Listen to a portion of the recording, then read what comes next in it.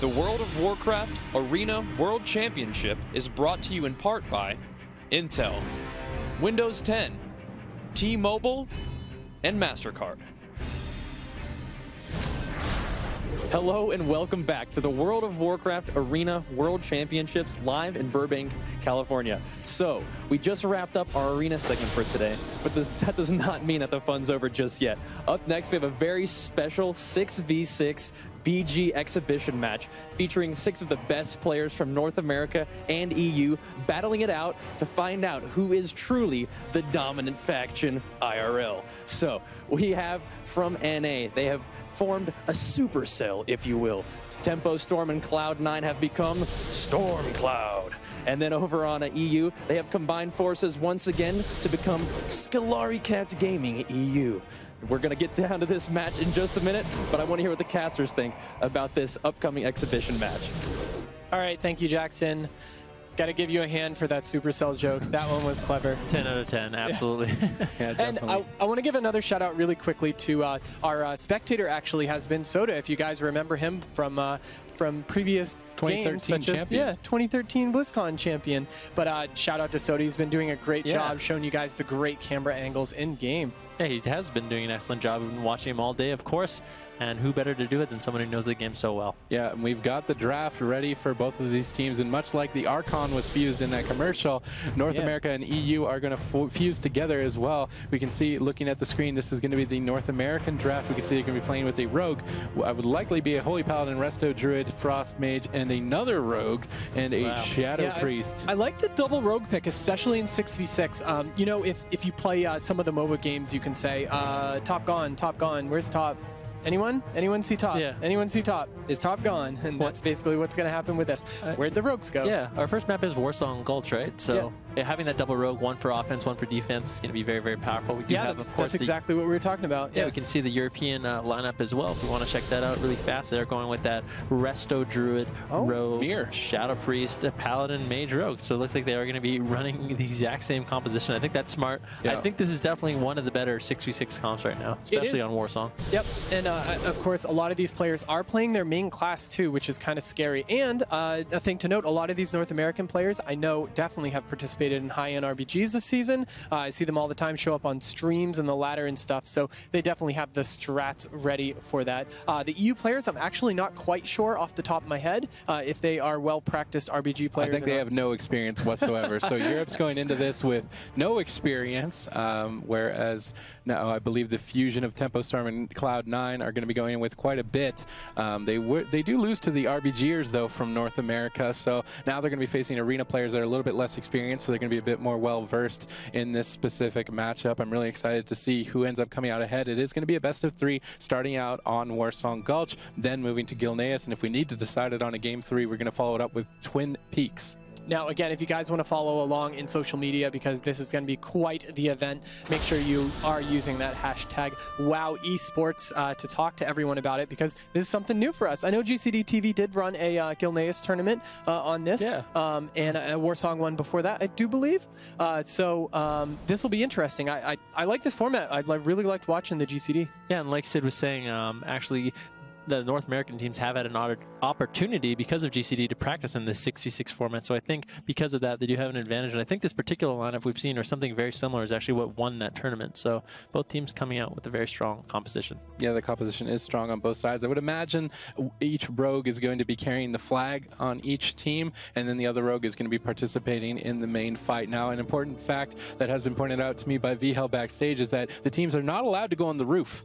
There's actually going to be a gate set up. We'll see. We'll see with this one. There's a gate set up. It is possible that, you know, if you go into a 6v6 war game, and you guys can try this at home if you want, if you set up a 6v6 war game for Warsong Gulch, one of the things that Blizzard did is, because we had some monk shenanigans in our first 6v6 tournament. Monks always ruining everything. The monk shenanigans. So we actually make it so you can't even go on top of the roofs. We'll see if that is in for this match or not. But if it is, that adds a little bit. That's one of the reasons probably why they're not running that monk and setup. But you know, you might have a rogue that is able to shadow step up and down, you know, that kind of stuff. So we just want the flag carrier to be beaten into the ground. Yeah, once, that's what we want. We don't want them to run and hide. We want them dead. So that's why we do that. And I hope that these players actually know about this. I think this might be a surprise for even them. So we'll see. It's going to be a surprise.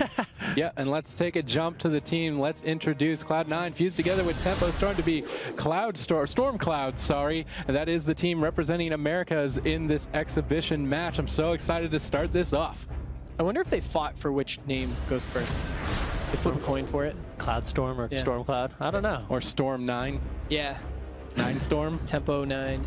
There's a lot of different permutations of that. Yeah. It's curious that they ended up going with that. They should just name themselves America. But you can see what classes they're playing too. Of course, we are going to have Peekaboo and Roasty's, of course, playing the Rogue. Jamilian Shadow Priest, his Shadow Priest is great. Of course, then Wealthy Man playing that Mage along. And what on your screen right now is going to be EU, of course, Botar, Waffle, Delay, and the rest of the crew, which are going to be walking in. Of course, this is Galeri Capped Gaming EU, fusing all those names together, and looks like these guys are ready to play. So the double Rogue, I like this. I like that they're going for it. I think Waffle's actually going to be playing it all. So he's playing Resto Shaman in the arena format, now jumping over to Rogue, and it looks like he is going to be the only person playing an alt. Healing stat obviously has Holy Paladin as alt, but probably a little bit more versed in that in terms of arena experience, and obviously moving into BG experienced as well. So we're going to have to see if Roasty and Peekaboo can kind of surmount over Waffle playing on his alt here in the first map on Twin Peaks. Like we've been saying, Europe doesn't really have a lot of experience in this format. If they were to win, it would be a bit of an upset, and EU is ahead in terms of the 3v3 arena throughout the day. Let's see if they can take it away with the BG exhibition match as well. Well, the big thing to note about a 6v6, especially with a map like Warsong, unless they're really going to split their teams hard or maybe pull a Rogue back on defense, this is just 5v5 arena with no LOS in the middle. Pretty much, yeah. But they do have a lot of room they can be kiting in, which is good. And also, you have to chase down the flag carrier, so you are going to have to eventually overextend and chase down that flag carrier, which is something you're definitely going to have to consider. I do think it's interesting that both teams are playing with the Rogue. It's going to be fun to watch the Rogues kind of beat each other up, because we do know Rogues kill Rogues very easily. They're one of the best at killing, I guess, themselves. Rogues kill Rogues. Well, yeah, we're combining two of the best compositions on the ladder, Holy Paladin and Shatterplay, and Rogue Mage Druid together. So both as the highest possible burst comps in the game, now playing together in a 6v6 format. It's going to be very fast-paced when the teams decide to initiate. But I would say that Stormcloud definitely have the lead in experience, so they might be the initial initiators. That's a lot of initiating. But in this BG format, it's definitely important to have that lead off and start up your crowd control early on. I would imagine that they're going to be saving Deep Freeze Polymorph for one healer, and then Psychic Horse Fear for the other healer, and then looking to lock one DPS down. Potentially the mages, maybe the Shadow Priests. I'm curious to see how the flag carriers are going to work here if the roof is actually locked off. Yeah, I'm wondering if the flag carriers are just going to try to do something like run away, which is scary, because if they do decide to run away and a rogue chases them down and finds them and kills them, they can easily solo them very, very quickly. But on the other hand, if they stay in the fight, they could die too. So it's going to be interesting to see what both teams do. I mean, this is a format that neither of these regions have really had too much of an opportunity to experiment with. I mean, maybe one online tournament or something like that, but other than that, I mean, this is still new gameplay for all these guys.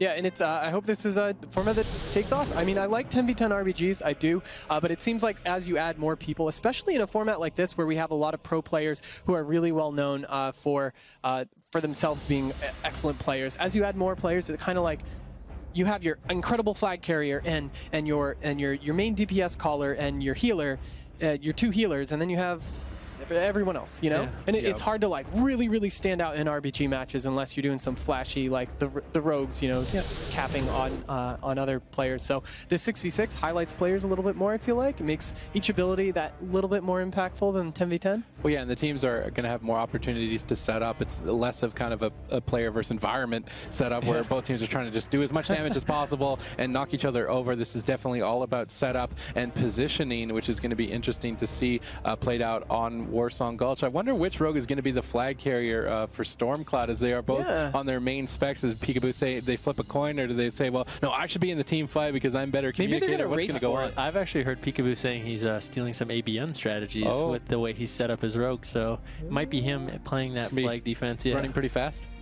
running pretty fast, and I think he's going to be going with like a versatility set, which is cool. A lot of defensive glyphs. So super try hard. Yeah, exactly. Oh yeah, one of the things we didn't mention so far is this was on the tournament realm. This whole tournament, so the players are able to make a new character. It's instantly level 100 with some arena gear on, and then we have a whole bunch of merchants around that have every piece of gear possible for people. So kind of like if you're at home using the tournament gear, it's kind of the same idea. Yeah, we can take a look at the players specifically. Raikou versus Jamili, normally playing mages in arena. However, I believe Jamili is going to be representing the Shadow Priest class, as Wealthy Man is at the desk. So not going to be playing the mage versus mage. However, Raikou will be stacking up against Wealthy Man there. We can see them standing up. Who's going to take it? Skrillari Capped Gaming, what a mouthful, versus Stormcloud representing America. This is going to be a battle to see who is the best. Europe is leading currently in the 3v3 side of the tournament, and US, they need to win something. They definitely do. And of course, up next, we can take a look at two rogues facing off of each other. And I do believe we do have, look at that, Peekaboo and Pry. This has to be a big grudge match right here. Like, there are times in Battlegrounds where you can corner one person from the enemy class and just dunk on them, and it's like, well, whoops. Yeah. So we'll have to see if that'll happen, get some rogue duels going on, you know, maybe when one rogue has to come back to stop the other. And like we were saying, I wonder if it's going to be a 5v5 in the middle or a 4v4 with the rogues playing on both offense and defense. So it'll be interesting to see. Yeah, I'm curious how they're going to split up all of their players. They have a lot of options, as we've been saying. The flag carriers could choose to retreat away, but that means that one of their healers needs to be ready to come back as well, and then that healer is most likely going to be the Resto Druid. It's going to have to be on top of, like, do I need to be with the team who snuck away, and you've got to keep track of all the players constantly to deal with the positioning that's going to come out from either side. Yeah, absolutely. And that's one of the fun things about this game and this matchup in particular is, like, these rogues are going to have to be on point. If you're carrying the flag, you need to make sure you know where the enemy rogues are all game, clicking their frames, making sure none of them are in stealth. And if they are, you're going to have to call for help, or you're going to have to be running away.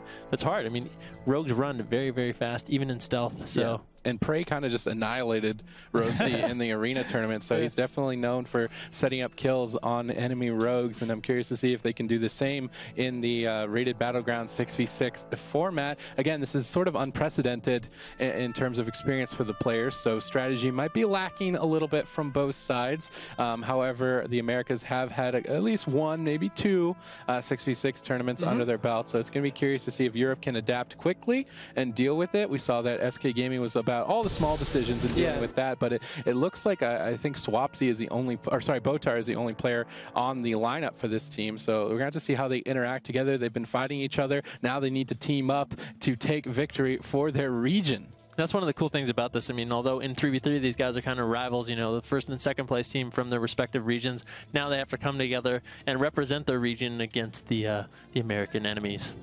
Yeah, definitely. And I can't, for you guys at home that can't see the complete stage, it's just so awesome seeing all the little things set up and all the doodads, the health bars above players' heads. And I'm really excited to see that at BlizzCon too as well.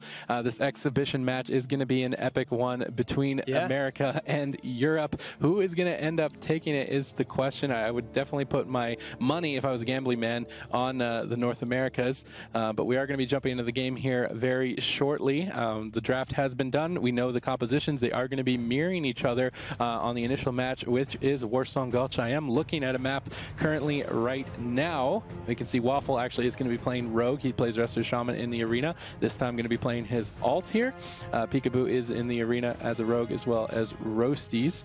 And teams are just locking in their specs, getting ready, and it looks like there might be a bit of a technical problem with starting the game, so we might look to reset it potentially here. We're going to do our best moving forward to deal with this. Obviously, it's a little bit unprecedented with this format, so we got to kink out some stuff, and once that's done, I'm sure that these games are going to be very epic. Yeah, have to get in the games and see what these teams have decided to do for the strategies. I mean, we saw very different in 3v3, these teams and these regions handle 3v3 very differently, so it's going to be exciting to see how they do in RBGs. I mean, I don't know how many teams or how many players actually play RBGs up here. I know Waffle specifically says that he does a ton of like normal 10v10 RBGs, so maybe he can be a shot caller for his team. You know, maybe he does play the Rogue in RBGs, I think a lot which of would the time, be... Yeah, I think a lot of times that's what it takes, having like an APN strat calling and telling everyone what they need to do and really just dominating the entire field. Yeah, you can see Waffle there on the camera. I really expect him to be a leading force. I don't know if Botar is really well versed in RBGs, but I remember talking to Waffle and he said that, yeah, he's just done a lot of them. I don't know if he's played as Shaman. Maybe not. Shamans aren't too great in the 10v10 format, so maybe he does have experience on Rogue, and he is going to surprise us with the Americas versus Europe in this best of 3 6v6 RBG tournament. It would be awesome to see some upsets. I'd like to see a 2-1, go to all the maps and see everything played out. But the Americas, they need to kind of avenge themselves for the 3v3 tournament today, as they did not end up winning. We saw Follow Esports winning in the lower bracket. Yeah. What I mean is that there are no North American teams secured into the semifinals just yet. Yeah, they still have to battle their way through. So 2 European teams just sitting and waiting, which is awesome that we have this exhibition for you guys. So maybe North America can come back and tie it up a little bit. They need to. Yeah, they need to. Losing everything all day, and now they've got one more chance to try and get a win, and I'm sure that they're all going to be playing their hearts out. All the players have been specializing themselves, getting certain gear sets ready for this to deal with the situation. I know that they were scrimming each other, trying to queue up in the practice rooms even. I mean, this isn't even for any money, and they were trying to practice for it with their time here at Burbank. Hey, they're excited for this. I know that a lot of, like we were saying, some of these North American players, Battleground players, and if you've been playing, WoW for a really long time before arenas, that's all you had. I mean, that's it.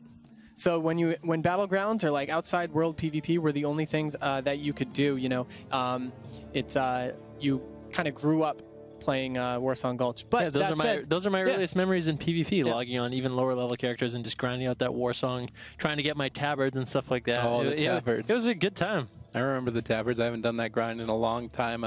That's way back, so it's nice to see to be able to see those maps on the big stage as well here in an exhibition match. We're looking to just work out some problems. Once they've got them sorted out, it should be an epic mirror match between Europe and the Americas. Just an awesome series ahead of us. And like I was saying, some of the setups you're going to be looking for is to see if the mages and the Shadow Priest can coordinate together to lock down both healers on the enemy team at the same time. I think they'll be able to do it. These guys have played God Comp and RMD many times. If they can't coordinate together, I'd be very surprised.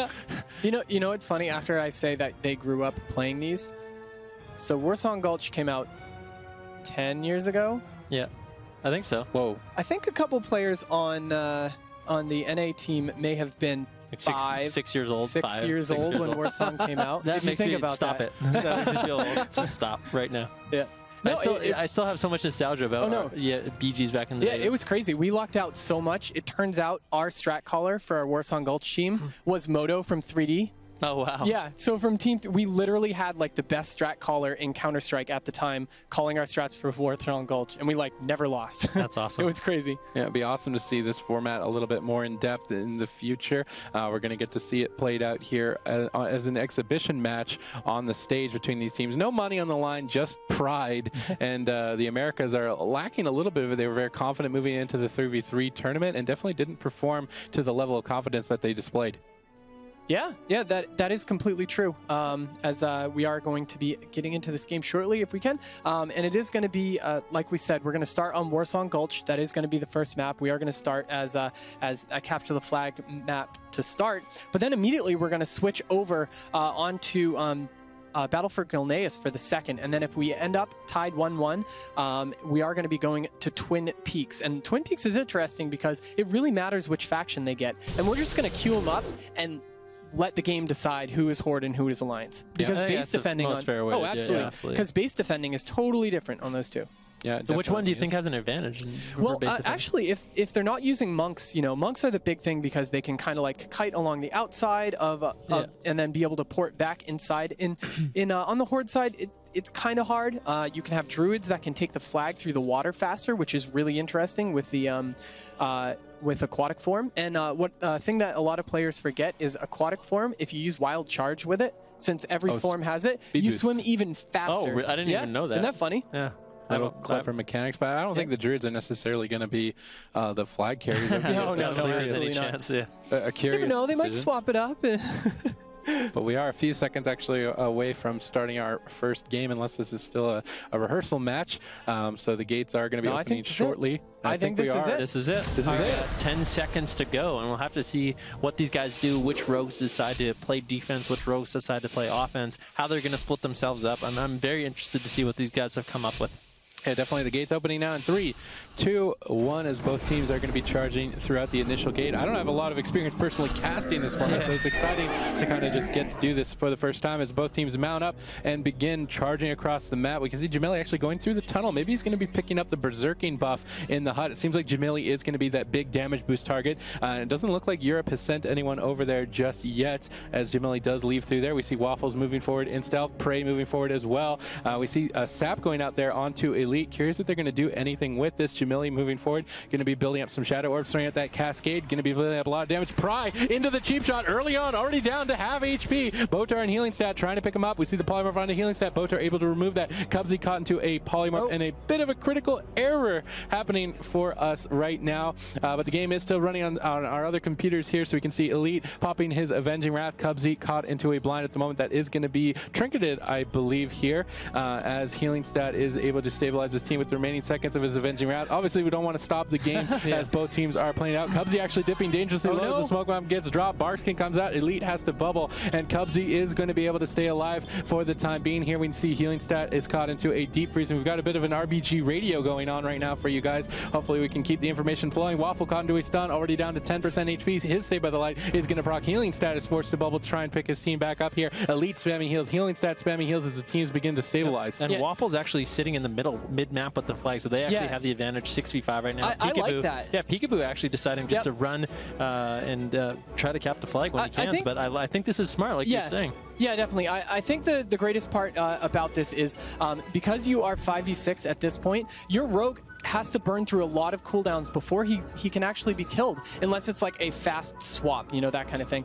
So it is looking good right now for the EU team. Jamili actually went down there, and he's going to be rezzing. Cubsy is down now as well. It looks like they're going to be finishing off Elite, and Europe have a bit of a kill lead here. I'm curious if they can take advantage of any objectives. Doesn't look like they can find anything just yet. Pry actually pushing in to go after Peekaboo right now, as they have drawn first blood. Like we were talking about, rogues are excellent at killing other rogues, so Pry pushing in, trying to find Peekaboo, and he wants to capitalize on this. Waffle's pushing back into his base. If Peekaboo can be found and killed, then this will be an early cap for Europe. Yep, Prey is inside the base currently right now with Peekaboo. Searching to find the targets. Maybe he's going to wait to let that damage increasing debuff stack up and then surprise attack Peekaboo. Look at this. Look at this. On screen right now. There we go. This is going to be the rogue versus rogue that we were waiting for. The killing spree comes out onto Peekaboo as Peekaboo gets down below half, taking a ton of damage right now. Tries to get that feint up, and he's going to run away just a bit, as it looks like Botar is actually headed up to support right now. He might be able to finish him off. Saved by the Light procs. Cubsy reconnects with Peekaboo, and Cubsy should be able to keep Peekaboo alive here. Now trying to rotate some pressure onto Pry. Will Pry be followed up? Raikou comes in. Botar follows it up as well. Cubsy caught into the sheep. Peekaboo completely alone at the moment, trying to actually finish off Pry. We see Elite now able to reconnect along with Cubsy, and Peekaboo should be able to survive for a long time here with both healers on each team now catching up in the room, waiting for their fellow teammates to catch up. Absolutely. Peekaboo actually pushing in onto the flag cap right now. Caught into that full kidney shot. He is getting dangerously low, down to 60% HP, 50% HP. Getting it busted so hard. Peekaboo is going to go down, and if Europe can get to Waffle the flag, get the cap? Yeah, can Waffles get the cap? That is the question. Looking to find Waffle right now at the moment. We can see the opposing team of the Americas looking to try and take him down. Is he going to be able to get the cap in time? I'm not sure. He's still racing to try and get there. And Europe are going to be taking a 1-cap lead over the Americas, and despite having the experience, Europe's just dominating everything. I really like what they did. I think having that 6v5 is such a huge advantage in that team fight, and once they can win that team fight, it's easy for them to push in. I don't think Peekaboo should have pushed back onto his base and sort of just sat there. I liked that. I liked that they kept the tank in the, well, not the tank. They kept the flag carrier in the fight. Okay, so Pry and Roasties both have it, as it looks like Botar, Raikou, and Valet and Waffles Waffles. Look at this. They are all going to escort him back. Yep, this is going to be, over. they're going to switch it over to Waffles, who's definitely set up. Like we were saying, you know, gear matters, spec matters if you're going to be a flag carrier rogue. And look, it looks like they want to just go for Jamili. No, looks like they're going to hold back. I was hoping that they were just going to kill Jamili before he could get back. Jamili is actually caught in the center field here. Elite getting polymorphed into the frost shot. Cubsy now caught into the polymorph. Elite able to dispel him out immediately, though. A bit of pressure onto Jamili. Cubsy and Elite should be able to keep him alive. Elite Look actually at this, getting Pry actually opening up onto Peekaboo once again, able to sap him, and now opening up onto him, forcing Peekaboo's trinket. So now, as the stacks build higher and higher, he's not going to have that trinket available to use his feint and evasions and Cloak of Shadows like he needs to. So excellent job by Pry, catching Peekaboo and forcing that major defensive cooldown. Yeah, we can see Elite, though, is able to pull back. Peekaboo manages to cross the map and get back into his base. We can see Wealthy Man down to half HP, pulling up Waffles, trying to hold him in center field. Roasties are set up with him. Botar and Healing Stat are there as well. They're going to need a smoke bomb out from Roasty if they want to take him down. Cheap shot comes through. There's the smoke bomb, gets dropped. They're trying to take him down right here and now. Waffle, death from above is going to connect, but Healing Stat and Botar are in the bomb and keeping him completely stable here. Wow. Now Waffle's looking to rotate some pressure around as it is 3 DPS against 2 healers and 1 DPS. Waffle should be able to pick this up. We see Pry now moving in as well to try and back up Waffle. He's getting a cheap shot. Roasty trying to catch him off guard. Roasty actually trinkets that immediately. Double X Nova out from Raikou here. Botar reconnects with his team. Ice block forced out from Wealthy Man. Pressure onto Roasty. He's saved by the light. Is going to proc here. Trying to stabilize his HP right now. And this is just back and forth. This is the exact same situation, though. Peekaboo is just sitting in his base waiting for Waffles to die, and he's just not going down. And now Pry. He isn't. Yeah, Pry is on Here we hunt. go. Yeah, here All he right, goes. let's see if we can have Pry score the kill on him. That's going to be extremely important at this point. Botar dipping low in the center field, though. Will he be backed up by Healing Stat Pry at the actually moment grabbing Berserking, too, so he has that Berserking. Peekaboo has no trinket. If Peekaboo gets sapped and cheap shotted, he is going to die. We're going to have no a 1v1 again between Pry and Peekaboo here in a second, I believe. Healing Stat pulling back to try and reconnect with Waffle. We can see Pry going up the ramp now, going into the room. I think he knows where Peekaboo is, and he is playing combat. He's got the Berserking buff. He's probably going to one-shot him. Puts Peekaboo into the sap. Are they going to be able to follow up? There's the kidney shot. Unused trinket pop. He's going to get one shot, I would expect here. Just so much damage. Peekaboo's just going to go down, and Pry is going to claim another flag cap for Europe. Pry doing exactly what he needs to do. He's been like the boss of this RPG, making sure Peekaboo is trinketing. These are the rogue 1v1s we were talking about, and they're able to just cap. Look at the nervous little laugh from Peekaboo. Yeah, we can see Europe is dominating in this first map on Warsong Gulch, and the Americas need to find their footing here. It seems like they're going for some team fight-oriented play with Peekaboo isolated in the back, and it's just not working. Nobody's able to back him up. Yeah, and maybe the big thing they can capitalize right now is that Pry is not the carrier spec. Like, he's not set up to be a carrier. He's probably full damage at this point, as it looks like Pry is going to try to make it back, as Roasties is going to be on Healing Stat too. Healing Stat down to half really quickly, but a great grip by Valet, pulling him out with that leap of faith. But here we go. Now Peekaboo is trying to get his revenge right now onto Pry. Instantly, Iron Barca goes out, as look, he's going to bomb and go onto Jamili at this point, as the damage is going to come out, and he's just going to killing spree onto Jamili, who's, wow, look at that dispersion. And Iron Barca, I do believe, on top of it. Yeah, a bit of overlap from Team Americas here at the moment. Pry is getting pressured by Roasties, though. Are they going to be able to capitalize at all? Cubsy caught into a fear. Damage onto Waffles at the moment, but Pry is the flag carrier. They're trying to pressure Jamili. A bit unexpected that Jamili would be holding the flag. Maybe a desperate maneuver here. Maybe he just doesn't trust Peekaboo with the flag anymore. He drops it, and actually Peekaboo is able to pick it up. Waffles on his back, though, actually gets disarmed by Jamili. Wants Peekaboo to escape, and this is just another one of those situations we were talking about where it's going to be a 5v6, and if they can capitalize in the team fight. Pry is sort of there. I think he's going to come back to the team fight, actually, because Roasties is almost dead. And the big thing is, Roasties is really going to be the one, like you were saying before. The Rogue versus Rogue is how they're going to kill the flag carrier. They really need that damage from the Rogue and the lockdown to kill the enemy Rogue. So if they can make sure that Roasties dies here and dies again and again in the team fight, look at that. Now Peekaboo's figuring it out. That's exactly what they need to do. Playing it very smart, going to play together. Raikou getting bursted down, forced into that ice block. Healing Stat needs to try and pick him up here pretty quickly. Botar is with him as well. The Mass Dispel comes out on the block. Pressure onto Peekaboo. Waffles catching him off guard. Cubsy needs to pick him up here. Elite caught into the polymorph. I believe Cubsy getting CC'd as well, but it looks like they're starting to reverse the pressure. Botar dipping very low. Displaces away at 5% HP. Roasty follows it up, and US is actually taking this back quite convincingly. They're going to be pushing in here shortly. Jamili and Peekaboo staying together along with Roasties. They're just going to leave Healing Stat behind. They are on the hunt for the flag at the moment, and Pry realizes that he's going back to his graveyard. Great positioning out from Pry with the flag right now. Yeah, absolutely. Yeah, he is going to meet his. There we go. he is actually going to meet his teammates, and there we go. Now he's going to be able to drop the flag for Waffles, as Waffles picks it up, as he's going to be the carrier for the team of EU. And what does that mean? That means Pry is on the hunt. On the hunt once again. Wants to go get Peekaboo. Oh, here he comes. I don't know if Peekaboo knows this is coming. He's alone again. No, Elite is pulling back. He's trying his best. He's not. He can't. I guess he can't catch him. Peekaboo's too fast. He needs to make sure he's kiting out. He can't let Pry connect onto him, or he's just going to die again instantly. Waffles pulling back. Jamili actually trying to open up onto Waffles, trying to make something happen. Waffles getting cheap shot by Rossies and Jamili. The smoke bomb comes out. Waffles could go down here. Saved by the light procs. It's not going to be enough. He does kill him. Peekaboo might be able to cap right here. Oh, look at that. Goodness. Blind and sapped, and he's... What is But the flag got capped on the opposite side. Pry needs to kill him quick. If he doesn't kill him in this stun block, he needs to pick the flag up. Pry versus Peekaboo the damage debuff. in a 1v1. That was smart. Oh, I see. He wanted to try to kill him, and like he was like, wow, if I kill him now, the debuffs are going to reset, and I can just walk it home.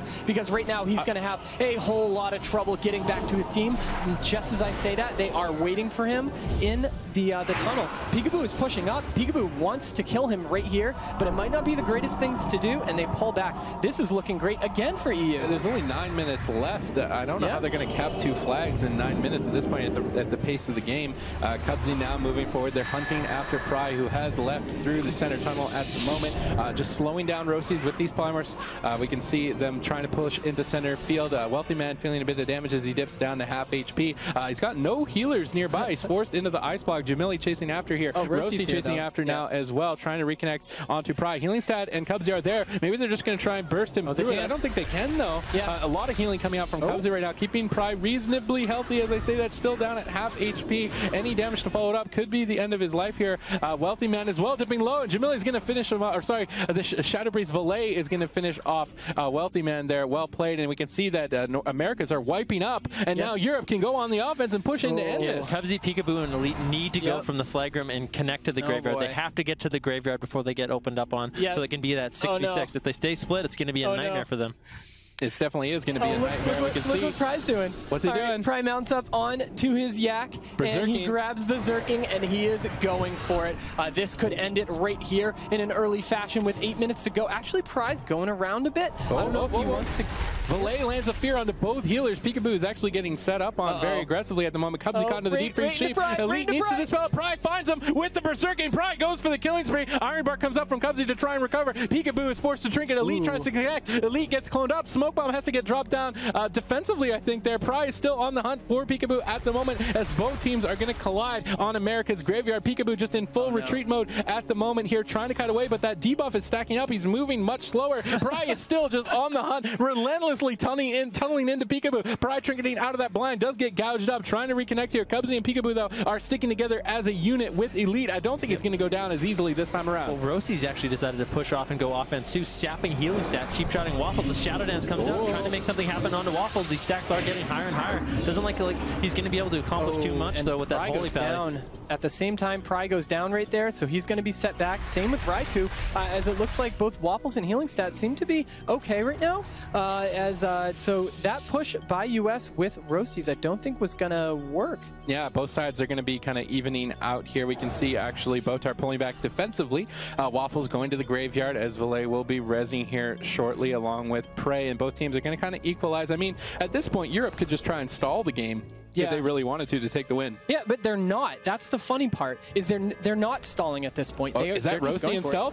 Healing stat gets stabbed. Waffles is cutting on the outside fence. Rossi sets up here. Healing stat is forced to trinket. The sacrifice comes out, trying to pre-sacrifice the blind here. Smoke Bomb gets dropped by Roasties. Waffles trying to kite out. DFA out from Roasties. I don't think Roastie's going to be able to solo him. Roasty gets hodged up there by Healing stat. Healing stat will keep Waffles alive here, but that damage increase is stacking higher and higher. And now Prize trying to go do the exact same thing Roasties was doing, pushing into both Peekaboo and Elite. It's going to be so hard for him to actually finish, though. The Paladin pre-healing, as well as the Save by the Light and buffs, are going to make it a nightmare for him to solo Peekaboo. But if he can go in and force some offensive cooldowns, here it goes, the Adrenaline Rush, sap onto Elite, kidney shot onto Peekaboo. Elite just decides to bubble. He's going to spam heal through this. Peekaboo's going to be completely fine. Now Pry needs to escape and just be happy with the cooldowns that he's forced. But as this is going on right now, it looks like on the Alliance side, or I'm sorry, on the EU side, we do have a sap going out onto healing.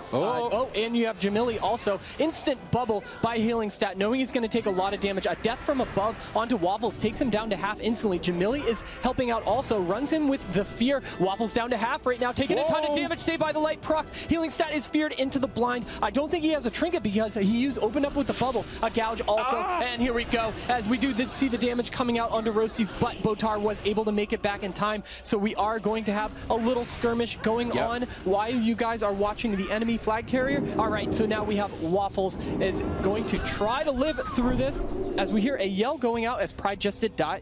Pride just got 1v2'd there by Elite and Peekaboo, which means that there is pressure on Europe right now. Waffles has a lot of support though. Roasty getting kidney shot. Roasty's going to shrink it out of that very aggressively. Lands the kidney shot onto Waffles. Botar is caught into a bash. They need to follow up the CC if they want to finish Waffles. Whoa, that's just a huge crit out of nowhere. And Americas are going to get a flag back on Europe. And there's only 5 minutes left. But if they get it, they're going to end up actually taking the win despite of it being a tie.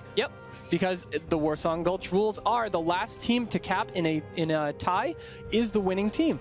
I think they're doing exactly what they need to do. A little bit of a mistake on the first two caps, pulling Peekaboo way too far back. Look at this. And Pry was able to capitalize on that. Pry is on Roasty right now. He saps him and is waiting. Okay, it does look like the gates are there, so they cannot go to the top of Warsong Gulch. But Pry has a kidney onto Roasty's in the tunnel right now as his friends are coming back out to help him. Cubsy is on the way as the gouge lands, just as the Garrote also lands. And then Peekaboo is there to help out his rogue buddy right there as Pry is just going to get constantly controlled at this point. Yeah, they flip the flags around. Peekaboo is going to be holding the flag for the Americas as it gets life gripped to the center field by Jamili. They're going to be crossing the map. Europe hasn't picked up the flag yet. We can see Waffle trying to go for it as quickly as possible, and these teams are going to run headlong into each other in center field in a moment. Elite reconnects with Peekaboo. Raikou caught in center field with Botar. They need to be able to stay alive and slow Peekaboo down. We see Waffles has picked up the flag. He's paired up with Valet to back him up. Peekaboo actually getting deeped up by Raikou, trying to solo him right now in center field. Valet is going to follow it up. Peekaboo getting polymorph. They're slowing him down. Valet is going to be able to connect here shortly. Elite trying to catch up now as well, as all the teams are getting slowed here in center field, but Peekaboo does manage to escape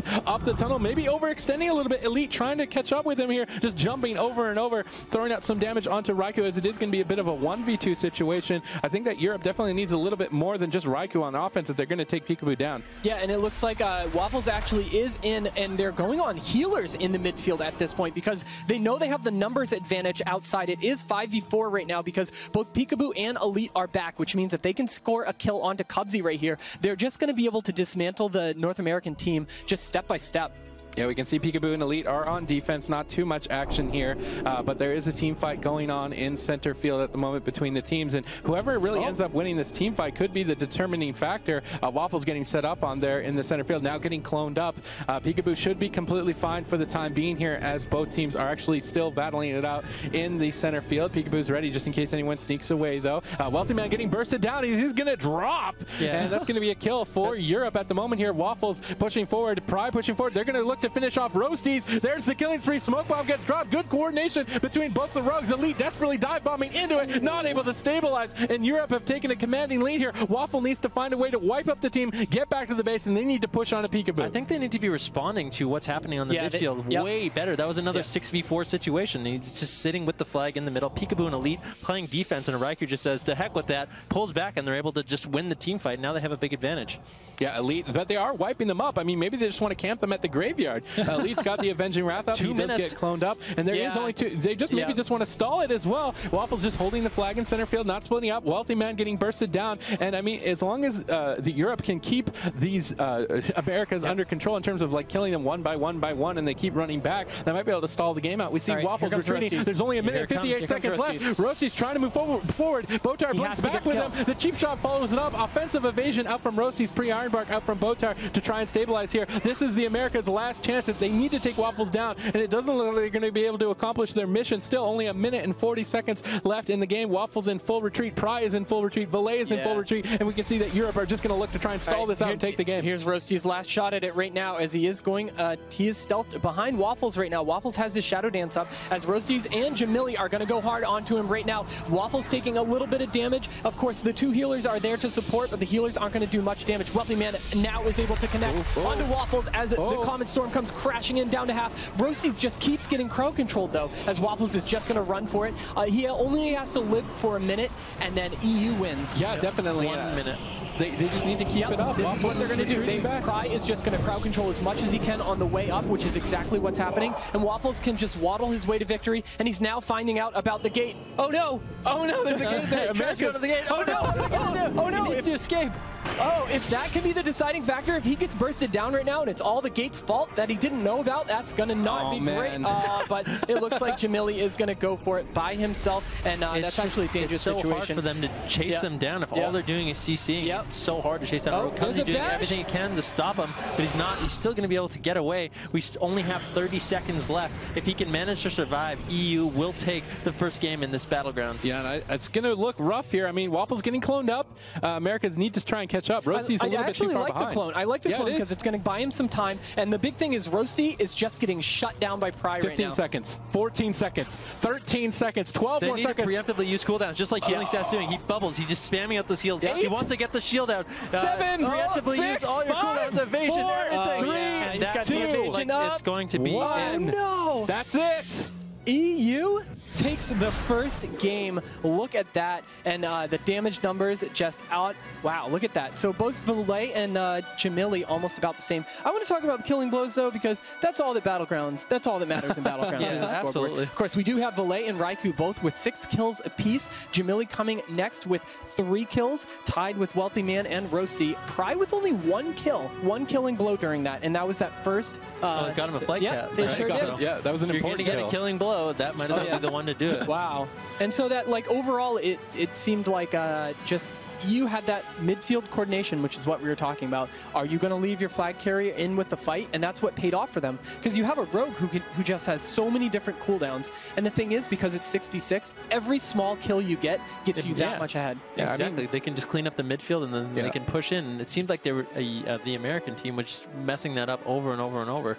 Yeah, whereas Prey, I mean, he was kind of the MVP, didn't he? He ended up getting 2 caps for his team in terms of killing Peekaboo. So Prey versus Peekaboo, and Prey is going to come out ahead in game number 1. We are going to be jumping to a bit of a different format in terms of map. It's not going to be a capture the flag. It's going to be a capture the base map. 3 bases for each team to take, and they're going to be battling out, as I would expect, in a 5v5 at Waterworks as we move into the Battle of Gilneas for the second round. And I'm not sure if we're doing a draft pick or the teams are kind of locked into their comps. A little bit of an unknown part of the tournament I'm here. actually not sure. We're going to have to find out. It is up to the admin's discretion, of course. Does it look like someone's changing it up? Quite possibly. It looks like something might be changing. Joe Fernandez. So they're looking over at Joe Fernandez. Giving us giving us a little nod. Yeah. So I don't know. What's the next one? There's a lot of SWAT. Gilneas? Yeah, Gilneas. Okay, so Gilneas, yeah.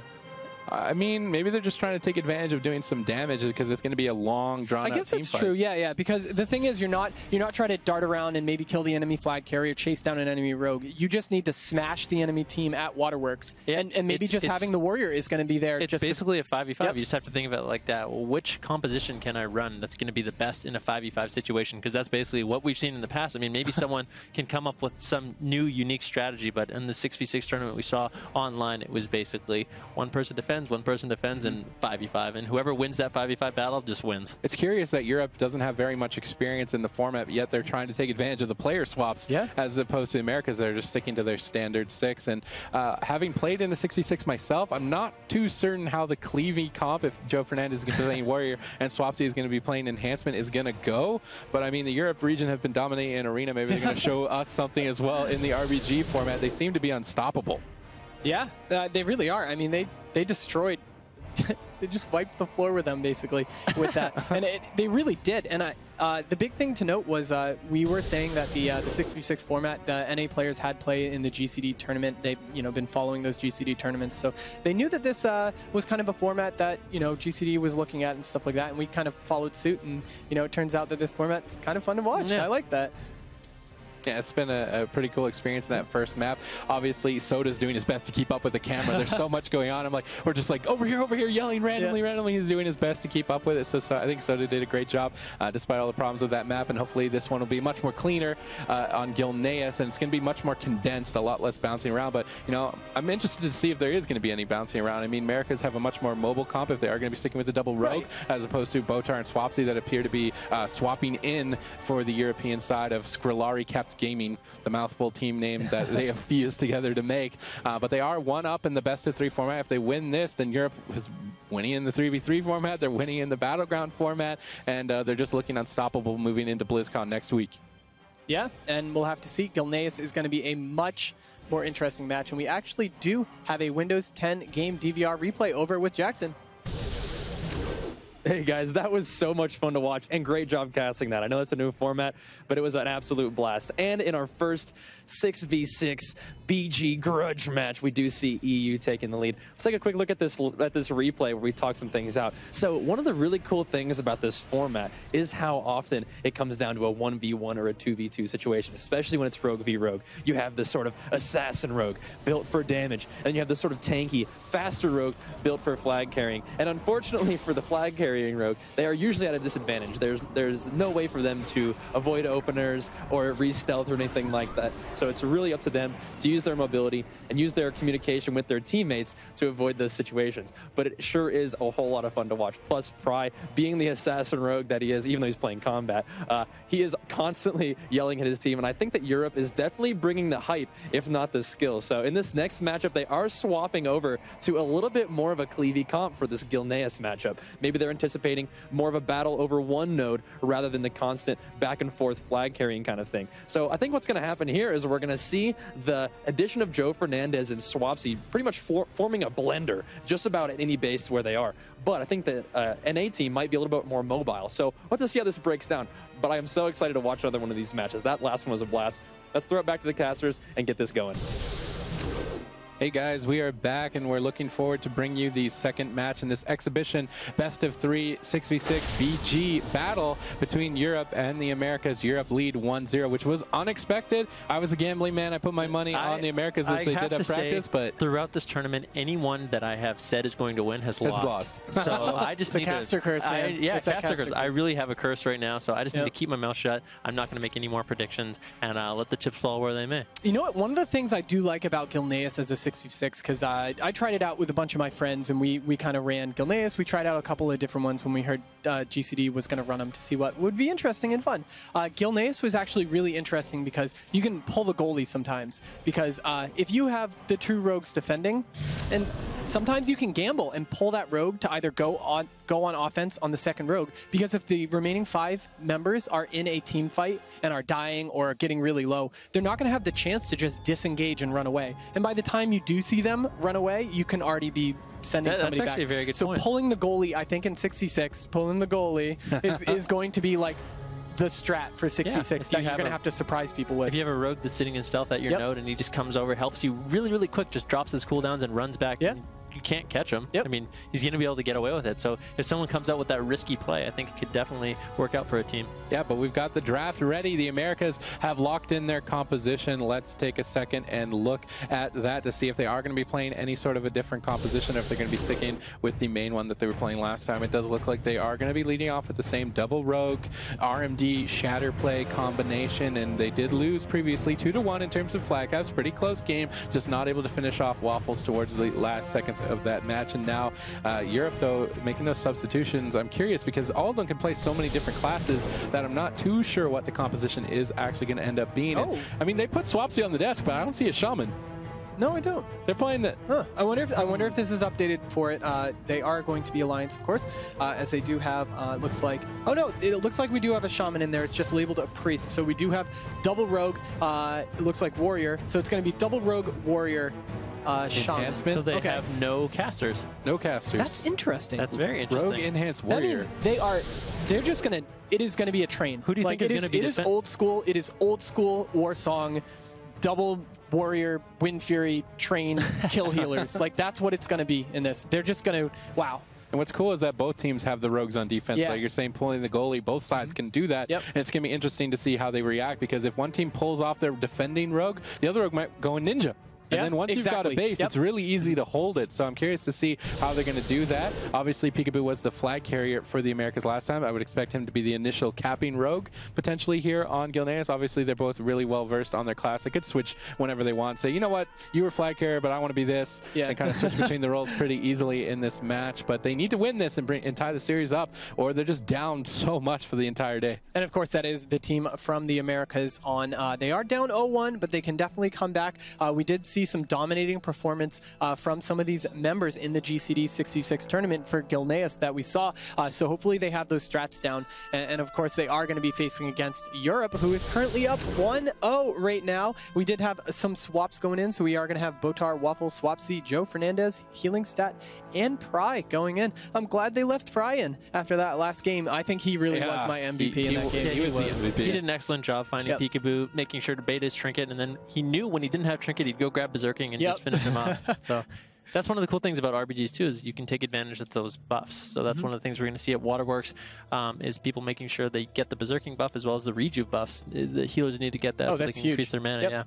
Yeah, definitely. And I'm curious to see if Europe is going to do that typical cleave playstyle, or if they're going to go after DPS. Obviously, they have access to rogues to drop some smoke bombs down as crowd control initiation, but in terms of like setup, they really don't have any. It's kind of like SK Gaming are going to be taking a bit more of a commanding role in this matchup as opposed to Skillcapped EU in the previous composition. So I'm curious to see how the cleave format's going to go up against the caster melee kind of setup bursty comp. I think it's going to be really hard for them to land a kill. I said I was going to keep my mouth shut, but I'm not going to. I think it's going to be really hard for them as a cleave composition to actually land a kill and get the crowd control needed, because with 2 healers, it's going to be very difficult to actually secure a kill unless you're crowd control. And I feel like the comp Rogue, Mage, Shadow Priest has way more control. I don't know. Maybe if they are running a sub-rogue, perhaps they leave Pry back and they run Waffles as a sub-rogue up front, with that Shadow Dance being able to toss out a ton of control at the same time. Because in this, when it's a 5v5 format that you are going to be fighting at the Waterworks, 1 kill just snowballs into 2, 3, 4. Maybe get that Garrote cheap shot off onto the 2 healers and just train somebody into the ground during that time. They could end up training the Mage. They're all just sitting on the Mage, a Rogue, an Enhancement Shaman, and a Warrior with the Master Flex. Could be exceptionally difficult for them to actually get the crowd control that they need. All right, and let's see what's going to go on in this matchup. Let me just get a couple macros down so I can jump around. So Gilneas, this is going to be interesting to see how Gilneas is going to play out. This is a map that's going to rely a lot on not getting destroyed at the Waterworks and then not getting your second node capped instantly. Yeah, what we've seen in the past is whoever wins the Waterwork fight wins the RBG. Yeah, pretty much. So these guys lose this fight, it's going to take a miracle for them to actually come back, because once you're just sitting there and you don't have to worry about capping the flag, the other team does. It's just, you're just in such a comfy position, and as time goes on, they have to worry about that, getting further and further behind on resources. I'm just really excited that Europe is kind of subbing in some other players as well. We get to see some more faces too. Joe Fernandez and Swapsy did so well in the arena tournament. Now we're going to get an opportunity to see how well they'll do in the BG format, an exhibition match here today. Currently, Europe does lead 1-0 in the overall best of 3. Americas are going to be looking to try and take this game back against them here, and we can see that Americas have spawned actually on the Alliance side, and Europe will be fighting for the Horde side. And to my understanding, actually, Horde rogues that they spec for the speed boost can actually get to the flag faster, so the Americas are going to need to respond to that and try and cut them off. Okay, I didn't even know that. I guess that makes sense, so it'll be interesting to see if we can, we'll be following some rogues sometimes. We'll be going out and into the big team fight, since that's going to be really the big determining thing. But what I'll do is I'll be following the rogues on my screen, so I'll be able to let you guys know if there's any big attempts at the 1v1, and those are going to be so incredibly important when you only have 6 people, because if your rogue dies, maybe it's the rogue that you just pulled from Lighthouse, maybe it's the rogue from Mines, maybe you disengage out of that 5v5 fight, and then when you're 1 down in that, we saw that happen midfield in Warsong Gulch over and over against North America. Yeah, Pry was able to take advantage of those 1v2, 1v1 situations, but in this format, it's going to be basically 5v5 for most of it. I'm curious to see if Pry is going to be as aggressive and maybe go for some ninja caps, maybe put the pressure on a Peekaboo and force a 1v1. He definitely seemed to be very confident on the Warsong Gulch. You can see both teams are going to be charging forward. Peekaboo seems to be the one to take the defending node. Waffle is going to also be the one taking the defending node, as both teams keep charging across here. No real advantage in terms of positioning just yet here. Healing Stat is the most forward player. Looks like Elite and Cubsy are going to follow him up as well here. Maybe the Shroud of Concealment comes out here for Roasties potentially. No, the Shroud of Concealment out from Prey. Jamili gets sapped. They rotate rotate the sap over onto Elite. What can they get done with this is the question here. Not just anything.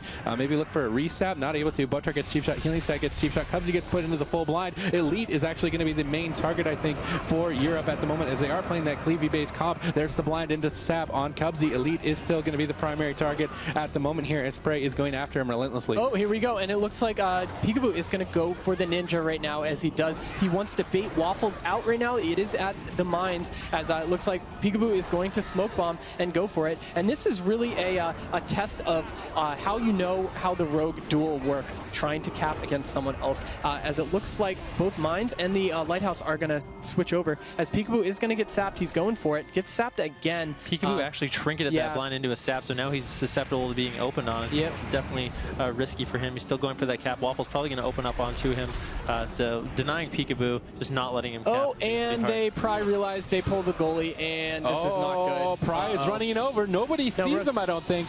Botar's coming back to trying to get out, but Botar was stopping him. Roasty and Pry could have an epic rogue 1v1 though, if that's going to end up happening. These rogues are very sneaky across the map on both sides. Peekaboo going for the node. Waffles there, dropping the smoke bomb kind of. Oh, I don't think Roasties can make it. I don't think Roasties he can either. He's running. He got caught by the water, and Pry is going to take the base, I believe, which means that Roasty is forced to 1v1 Pry in the situation. He's going for the flag. What needs to happen now is since Pry is back and Roasties and Pry's are going to worry about that, Peekaboo needs to re-engage at the waterworks, and they have to win this fight right now. There is no second guessing this. Actually, Elite is going to go and he's stopping Botar from coming back in. That's what it was. I thought Elite was going to swap around and try. They really need to kill. They need to shut down Healing Stat, and they need to kill Joe Fernandez like right now. It's interesting. Maybe Joe and Swapsy are a little bit more tanky than the Rogue and Mage and Shadow Priest kind of setup. So maybe they're just going to try and turtle it out, take the Ninja base, and take advantage of that Turbo Cleave defensiveness rather than the Cleavy base damage. So I think that Europe is playing this very well strategically. We see Roasty getting sapped up by Prey. Peekaboo's right next to him too. So it is going to be Peekaboo and Roasties versus Pry, but Peekaboo can't see Pry at this point. Pry is just playing games right now with America. I think he found him. I think he found him. Nope. Full blind. The flag's going to cap over. Roasty's getting blinded here, and Pry's doing an amazing job 1v1ing and just laughing in the face of the American rogues at the moment right now. Roasty's tricketing the kidney shot. Peekaboo gets sapped, and Pry is just laughing right now, 1v2ing him, going for the throw now, and Pry gets blinded. Looks like they're looking to try and get the cap. Peekaboo looking to set up here. Pry triggers the kidney shot and stops the cap, and Pry's just laughing circles at the moment. Finally, Roasty is going to catch him into that stun, but I don't think it's going to be long enough. Peekaboo trying to take it back. Caps it back. Finally caps it back. Actually pulling the goalie, like you said. Waffles coming in to try to help out Pry. Pry doing an excellent job there, though. Look at how fast Pry's dying, though. Oh, no, it looks like Waffles is going to stop as a full blind goes on to Peekaboo while his evasion's up, so he's going to have to wait as Roasty gets dunked on by EU Waffles. is losing the team fight, though, or winning the team fight. I'm confused right now about what's going on. They can actually cap back this node. Waffles and Pry actually took down Roasty, so Peekaboo now needs to play the defense. Yeah, Peekaboo now in the same situation Pry was. Full sap onto Peekaboo. Peekaboo actually vanishing out if he gets blinded, No, maybe he can delay it enough that that we do have. I mean, Roasties is going to be rezzing in a second. Into the couch. Into the kidney. Pry just pulls it back again. And this is going to be interesting. I don't know how the Americans can really come back from this. The lead is just so massive, and Peekaboo is kind of just standing there just like maybe in awe at the moment. Maybe they know that it's over. Peekaboo tries to take it back. Waffle's not going to let him. Roasty finishes off Pry. Yeah, no, that's good. Now it's a 2v1 on Waffle. But look who's coming across. Botar's coming in from the side. They have to get him right now. But something to note about Waterworks is I believe it's actually a 4v3 situation. He got it. Yeah. He managed to take it back. Barely with that kidney, and they stopped him. Okay, but the problem is now they have their two rogues who are sitting at Lighthouse right now. The team fight is going on. I'm not even sure of the number of kills at this point. It looks like the only kills that have happened, Jamili has 1 kill, Roasty has 1 kill so far. Yeah, and really, Swapsy and Joe have been doing a great job in the team fight, just staying alive, taking advantage of their defensive capabilities in the Turbo Cleave, and now representing that over into the BG category as well. We see Botar is caught into a clone right now, but Americas really can't get anything done without their rogues, without their Peekaboo actually going for a ninja cap right now, pushing in. Oh, because Waffles doesn't have his trinket up from that last fight. Is he going to get a good job? Came back and gets the blind onto Peekaboo. These rogues doing such a crazy job trying to ninja on each other. Such amazing play coming out of these guys. Peekaboo actually getting cheap shot up. I think he will die here. Cheap shot, yeah. It's going to be go back, play defense. He's still, no. Not going to be able to stay alive. And Waffle and Prey are doing a great job so far. Cubsy actually getting pressured in the team fight here, dipping dangerously low. Elite trying to pick him back up as we see the deep freeze over on healing stat. Botar actually might be a target for somebody here on the map. I'm not curious where his position. There he is off to the left-hand side here at the team fight at Waterworks. And really, Swapsy and Joe are just doing a great job stalling the center field while Waffle and Pry do all the hard work. So it looks like Elite is going to mount up. Oh, I know why. Because he is afraid of Waffles going for Lighthouse, as Elite is just kind of sitting back a little bit because Peekaboo did just die. Cubsy's going to go down to the team fight because of that. And now Europe can take a bit of a swing here. Yeah, that was kind of a little bit of miscommunication. I guess somebody was afraid that Pry was going to be going for Lighthouse, but Pry decided to go to the team fight instead. There's no way that the Americans can take this back at this point, I don't think. I mean, Elite comes back here, but he's the only healer left. Joe should be able to finish off Jamili here. He is into the dispersion. Joe actually is forced to be deep frozen there, trying to keep Jamili alive as long as possible. We see one of the rogues sneaking back here to try and 1v1 Waffle at the moment. Peekaboo actually trying to do it, but Smoke bomb cap. Yep. Not going to get it, though. Yeah. And Botar's there to also reinforce, so it's going to be hard for him to actually cap on that. Has anyone gotten Waterworks yet? I still think it's an uncapped node, so... I think Botar pulling back may have cost them the node here. Yeah, I think even though now that Pry's here, I think that they're going to start cleaning up. Cleaning up. Yep. And there we go. A healing stat is going for it. Wealthy Man's trying to stay alive as long as possible to try to stop, to try to interrupt. But now Cubsy and Elite are back here. They are going to have Joe Fernandez sticking to them a little bit, but with Wealthy Man able to use interrupts with a lot of those ice lances staying away from the point a little bit, he should be okay as long as he doesn't get gibbed. Yeah, and I can't help feel that the Americans need to kind of group up and take advantage of their cross-crowd control that they have available. Right now, the Rogues have kind of just been running all over the place. Elite caught into that kidney shot, dipping down half HP, is going to bop himself out, try and recover through some of this pressure. Wealthy Man doing a good job to spin the node, though, constantly hitting healing stat, trying to solo him at this point, but he's the only DPS at Waterworks. I mean, it is, what is that, 4v3? So technically speaking, the Americans should have an advantage somewhere else on the map. I can't believe they're not killing anything. Botar is back sitting with Waffles.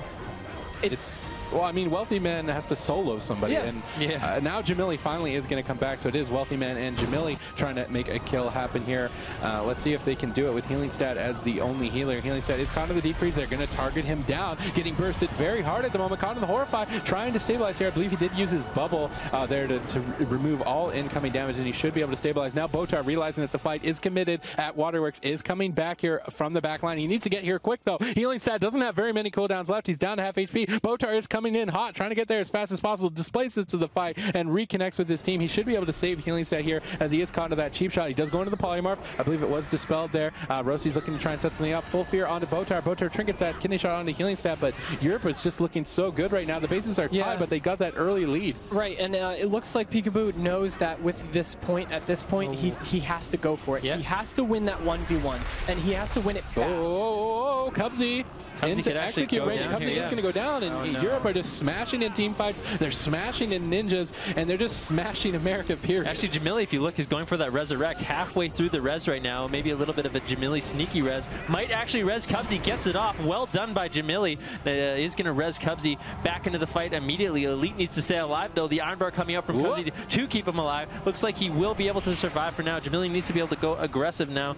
This fight is just one-sided at the moment. Yeah, Peekaboo's and Waffles doing the 1v1 right now as Peekaboo's, he almost fanned him out, but gets sapped on it as Waffles is going to try to move his position a little bit, blinds Peekaboo full. At this point, Peekaboo is just sitting and waiting, but there's so much crowd control going out on to the North American team. We were afraid that they weren't going to have a lot, but having that warrior with the moment that, with the fear in the moment he needed, wow, look at that, Peekaboo getting away with the sap as he is going to run, but he knows that Pry and Waffles are here. So they know that he's okay. I'm actually a little surprised Pride didn't try to do the same thing and go just ninja the node. Roasties was at the team fight, very committed. Pride could have easily just went over there and done the same thing again. And he would have known, too.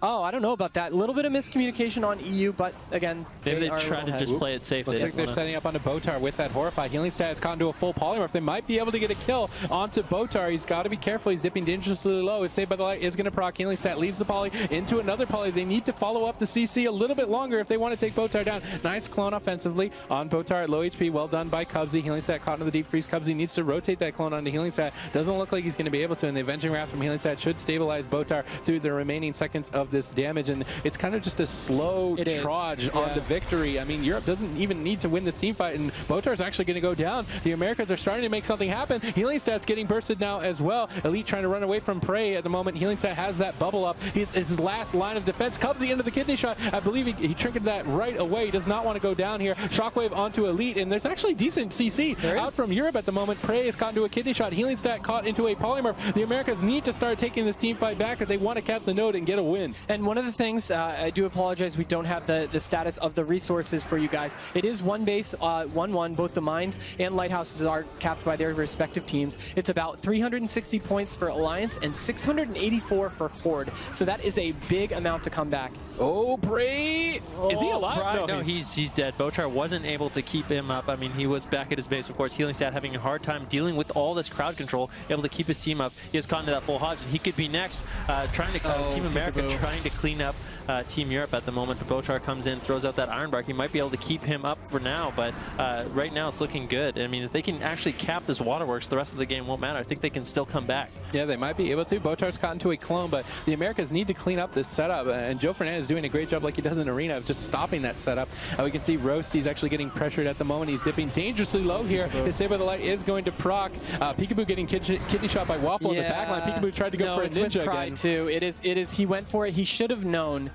Yeah. Oh, he's going. But that does mean that it's a 5v4. Exactly. It is a 5v4. Right. Botar's going to fall because of that lack of a team member. And again, so that's actually pretty good. The Healing Stat's the last line of defense again, and somehow he's pulling off miracles. He's been the only healer here for a significant amount of the game. Oh, you know what the Rogues just realized? It's only Waffles is going to go back. I thought that they were going to chase Peekaboo to the point and just kill him on the point and take it. Maybe. But I mean, Pry is going to. But I mean, I thought both Rogues were going to just chase him back. Oh, Healing Stat's down. All the healers are now down for Europe. Americas could win this team fight. Prey realizes that he's just going to go for the 1v1 onto Peekaboo again here at the node. Let's see what happens. If he can find a sap, they might be able to take the node. Both Rogues just dancing pretty close to each other. I wonder if they know that they're this close to each other. Pry goes for the cap. Peekaboo needs to respond. Kill onto Swapsy. A kill to follow it up onto Joe here shortly now as well.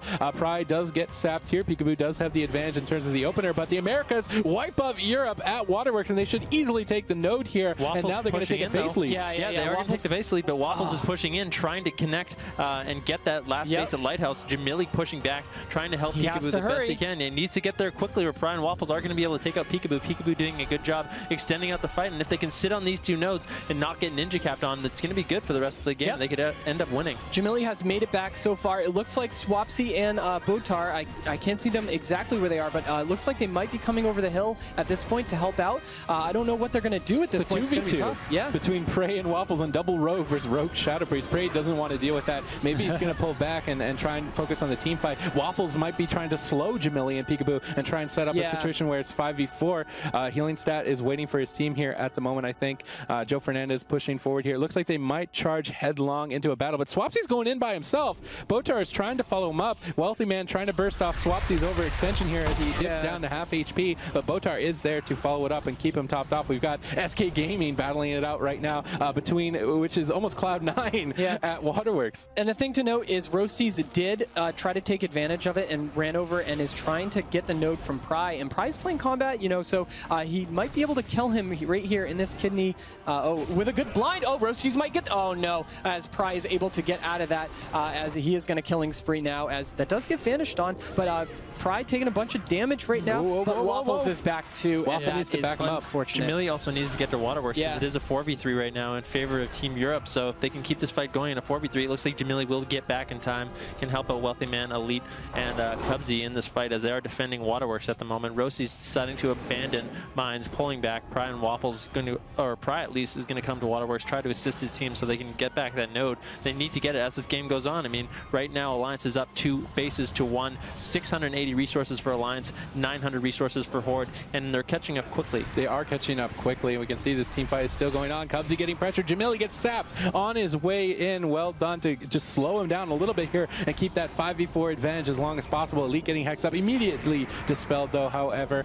We can see both teams looking to try and set something up. Cubsy seems to be the primary target for Swapsy, and Joe Fernandez is going to be able to kite away in that cat form. Prey is going to open up on the Cubsy, trying to catch him out there. Elite now getting swapped over to a lot of damage coming up from Europe. We see Pry, the primary target, as he goes into that kidney shot. The Americas seem to be wiping up Europe here at the team fight once again, as Prey is going to fall to the incoming burst. Good cross CC out from the Americas, and it seems like finally the Americas have found their footing. This could be it. All right, Peekaboo.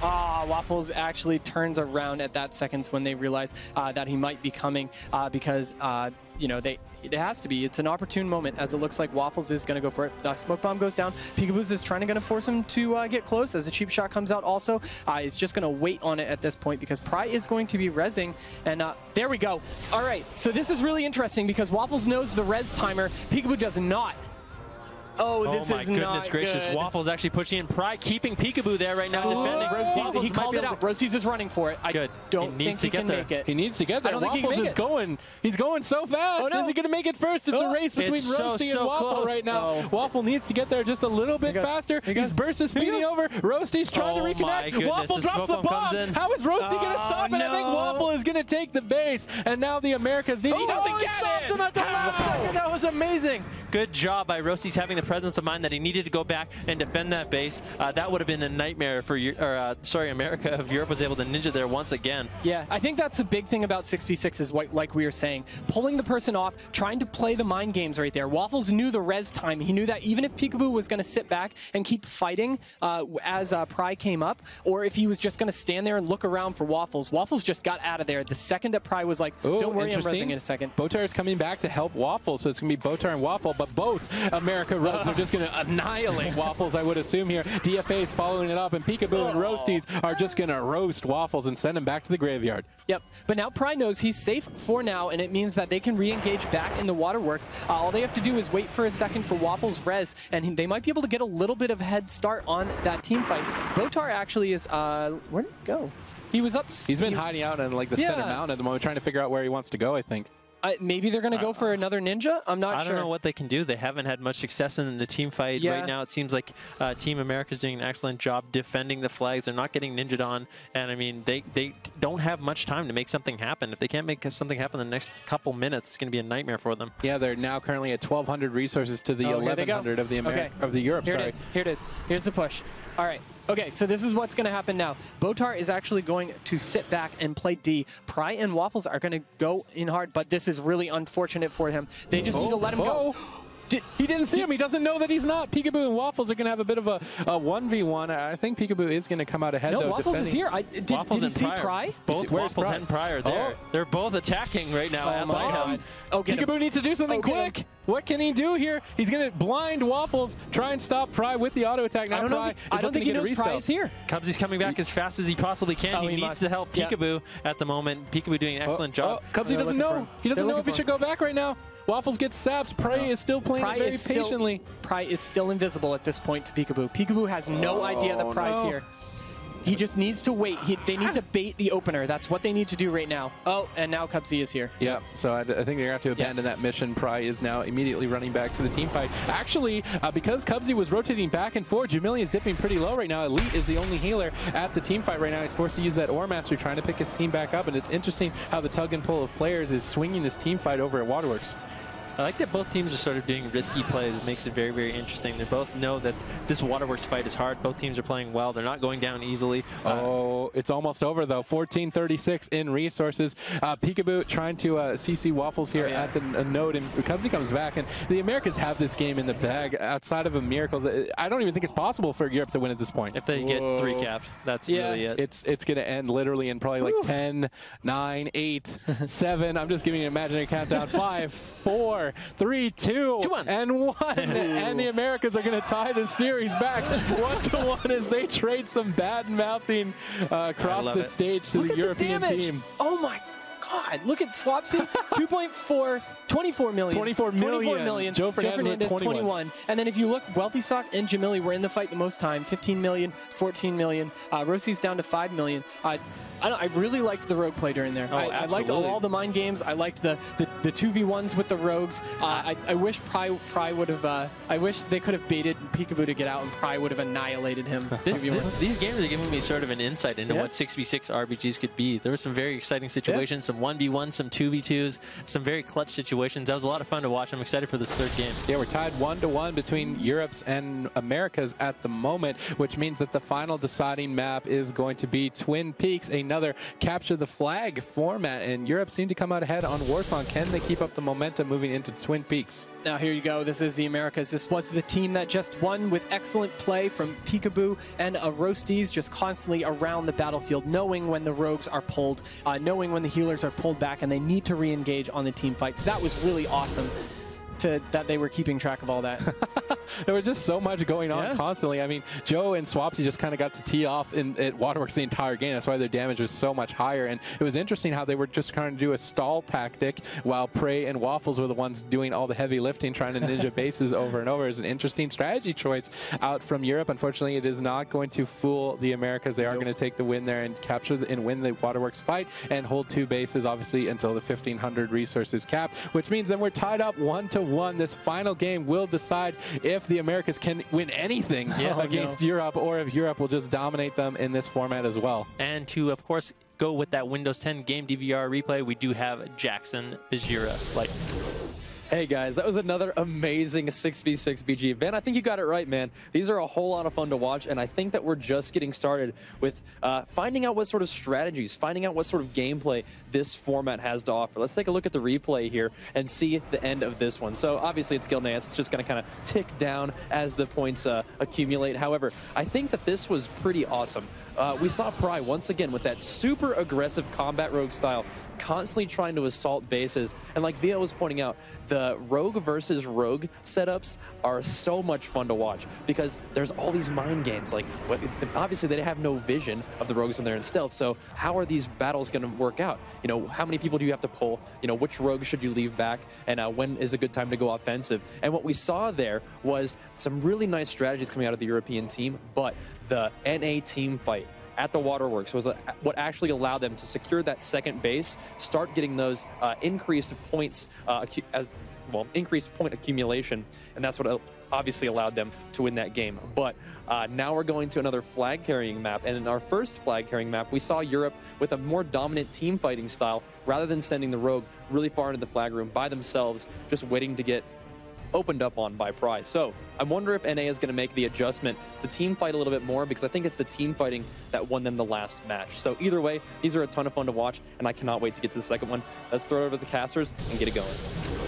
All right, thank you very much, Jackson. Again, of course, Battle for Gilneas went really well for North America. However, if we would have paused the game about a minute or two in. Yeah, you would have said that there was no way Americas could win. Yeah, I thought it was going to be over in a landslide, like no problem. But I'm glad they were able to come back. They were able to recap the lighthouse. I thought that was it. Once that lighthouse went, I thought, oh, it's going to snowball to victory at this point. The thing is, once the game's stuck in like a one base situation, it can drag on for a really long time. And then eventually, whoever gets that second base, once you have 2 bases, it's pretty easy to defend them, especially if it's Waterworks and your main base. You just have to be very safe, very smart, make sure you have good map awareness, and things will go well. Europe just kind of got split up a little bit too much. Their forces were thinned out, which meant that the Americas were able to take advantage of that and win the team fight at Waterworks and take the game overall. And now we're going to be jumping into Twin Peaks. And I think I saw Joe Fernandez and Swapsy actually go off the stage, which means that Valet and Raikou will be coming back, which makes me think that we're going to be seeing that mirror matchup again. Yeah. And I'm curious to see if Peekaboo's ready for Pry this time around, because he certainly didn't seem to be in the first match. Yeah, all right. We do, of course, have that draft ready. We're going to be going ahead and look at what Team North America is going to be running.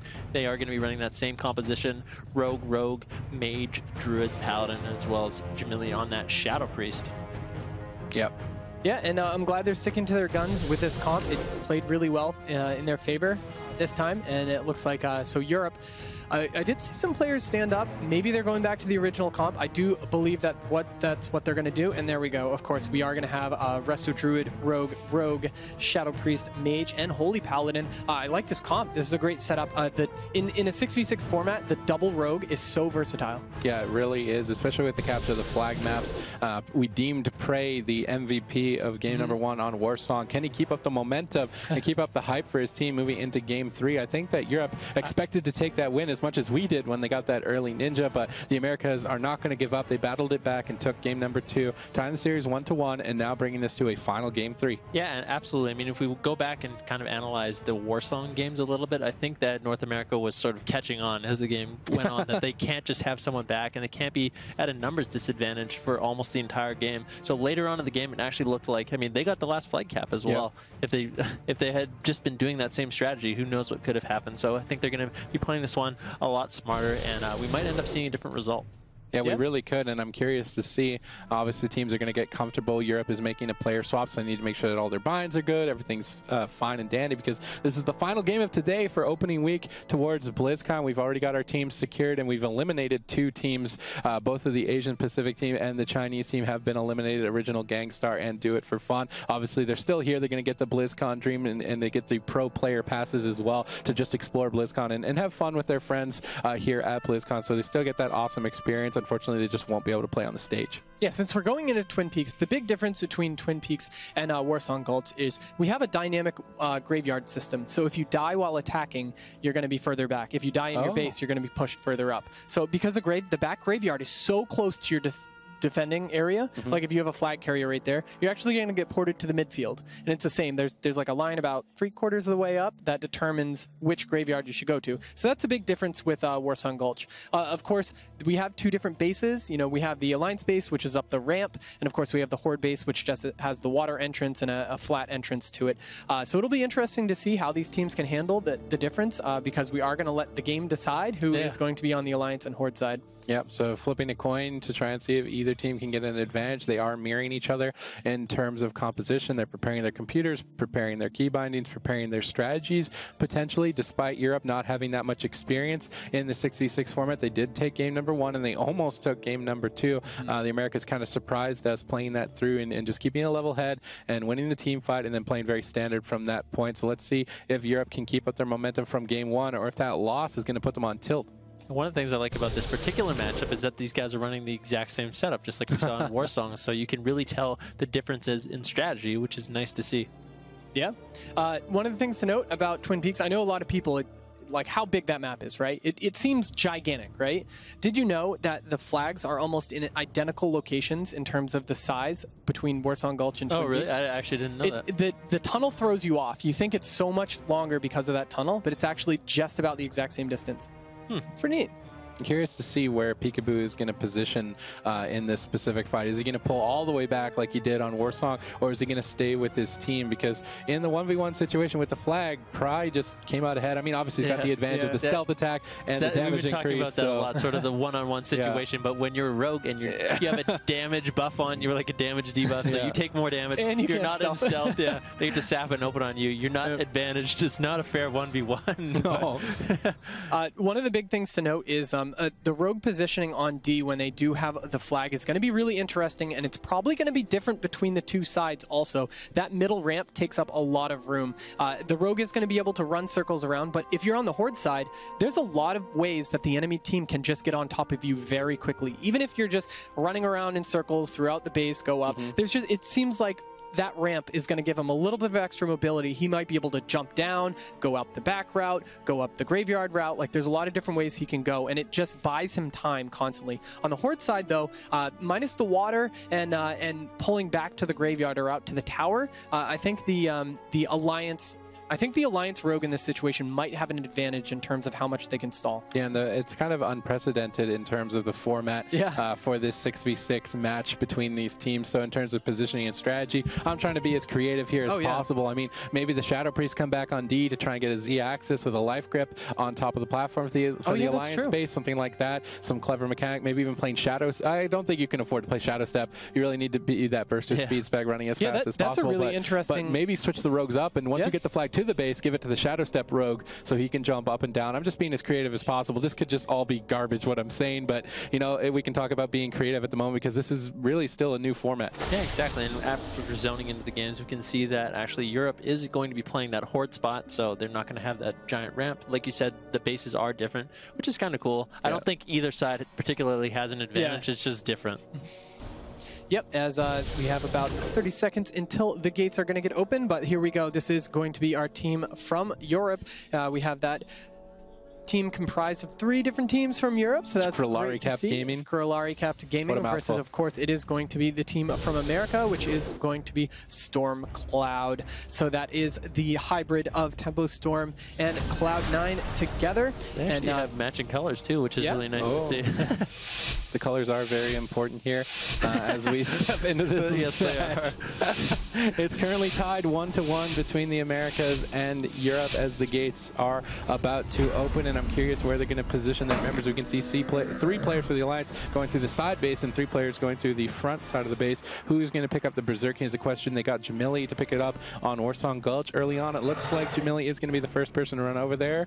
As he makes a detour over to the left, as both teams do go into stealth. Valet is actually going to pick up the Berserking potentially as well. So both Shadow Priests are going to be leading off with a lot of damage.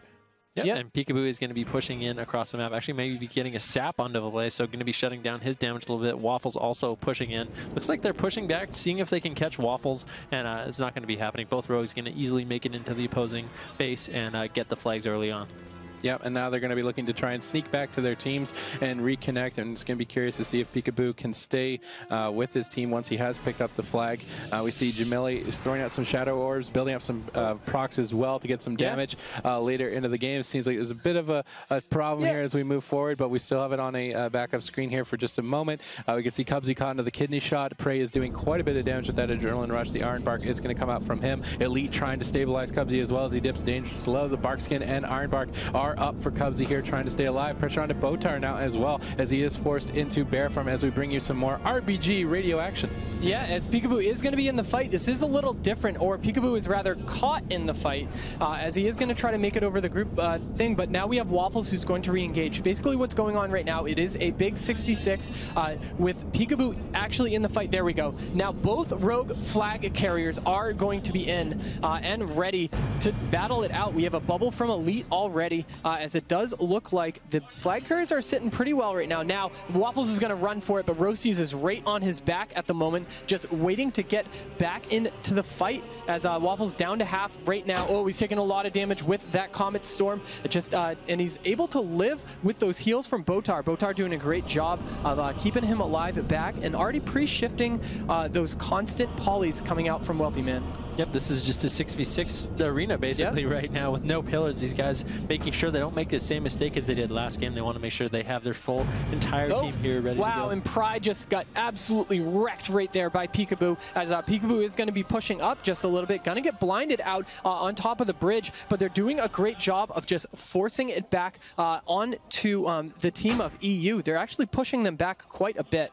Yeah, right now we can see Wealthy Man pushing forward, spamming out some polymorphs potentially here. Waffle is getting put into the full kidney shot. Will he go down is the question. He gets the evasion up. Botar is with him as well. Valet there as well. Wealthy Man and Roasty's not able to finish off Waffles just yet. There comes a Shadow Dance out from Waffles. I believe they're trying to cheap shot up Roasties as well and counteract his incoming damage. Now switching back onto Wealthy Man, trying to reduce his incoming pressure as he retreats back to the graveyard. We can see the Americas are pushing forward onto the Europeans' graveyard. Botar is dipping dangerously low. He's got that Barkskin up, trying to stay alive as he dips down to 30% HP. Cubsy clones him up at low HP. Peekaboo getting pressured by Pride as the smoke bomb gets dropped. He's dipping down to half HP.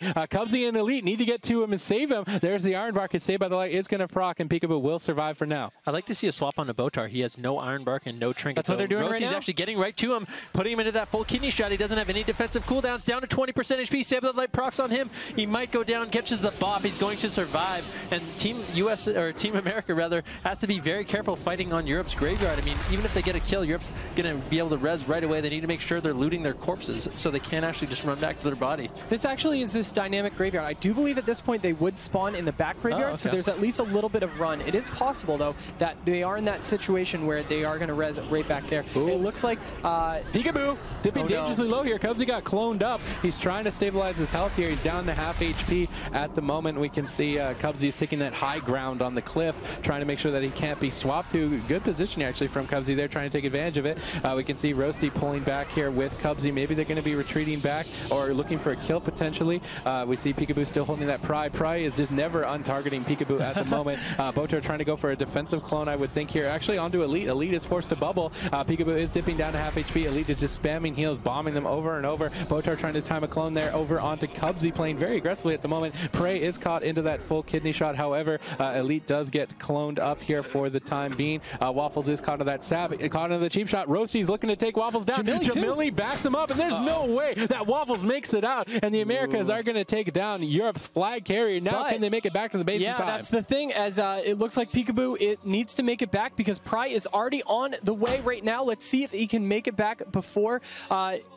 looks like he might make it back in time as Peekaboo is running up the... No, I think Pry's going to pick it up. He did. Okay, so Pry picked up the flag a little bit earlier than if Peekaboo could get back, since Peekaboo is completely snared. Plus, he has a Botar on his back, just dealing some damage to him and pushing up. Like you mentioned, these flag carriers are exceptionally snared right now, so Pry trying to get out of the base, but he doesn't have his burst of speed. He's moving very, very slow. He needs to get to his team, finally able to reconnect, but both rogues have such high stacks right now. One of them could go down easily. The sap out onto Pry. Roasty's going to cheap shot him with the smoke bomb, trying to just soul him down. Waffles in the smoke bomb with him, actually CCing him up a bit, so Pry is going to be completely fine. Running away. Roasty's on the chase, trying to get to him, but I don't think he's actually going to be able to land the kill. The disarm coming out from Valet, shutting down Roasty's and keeping Pry alive.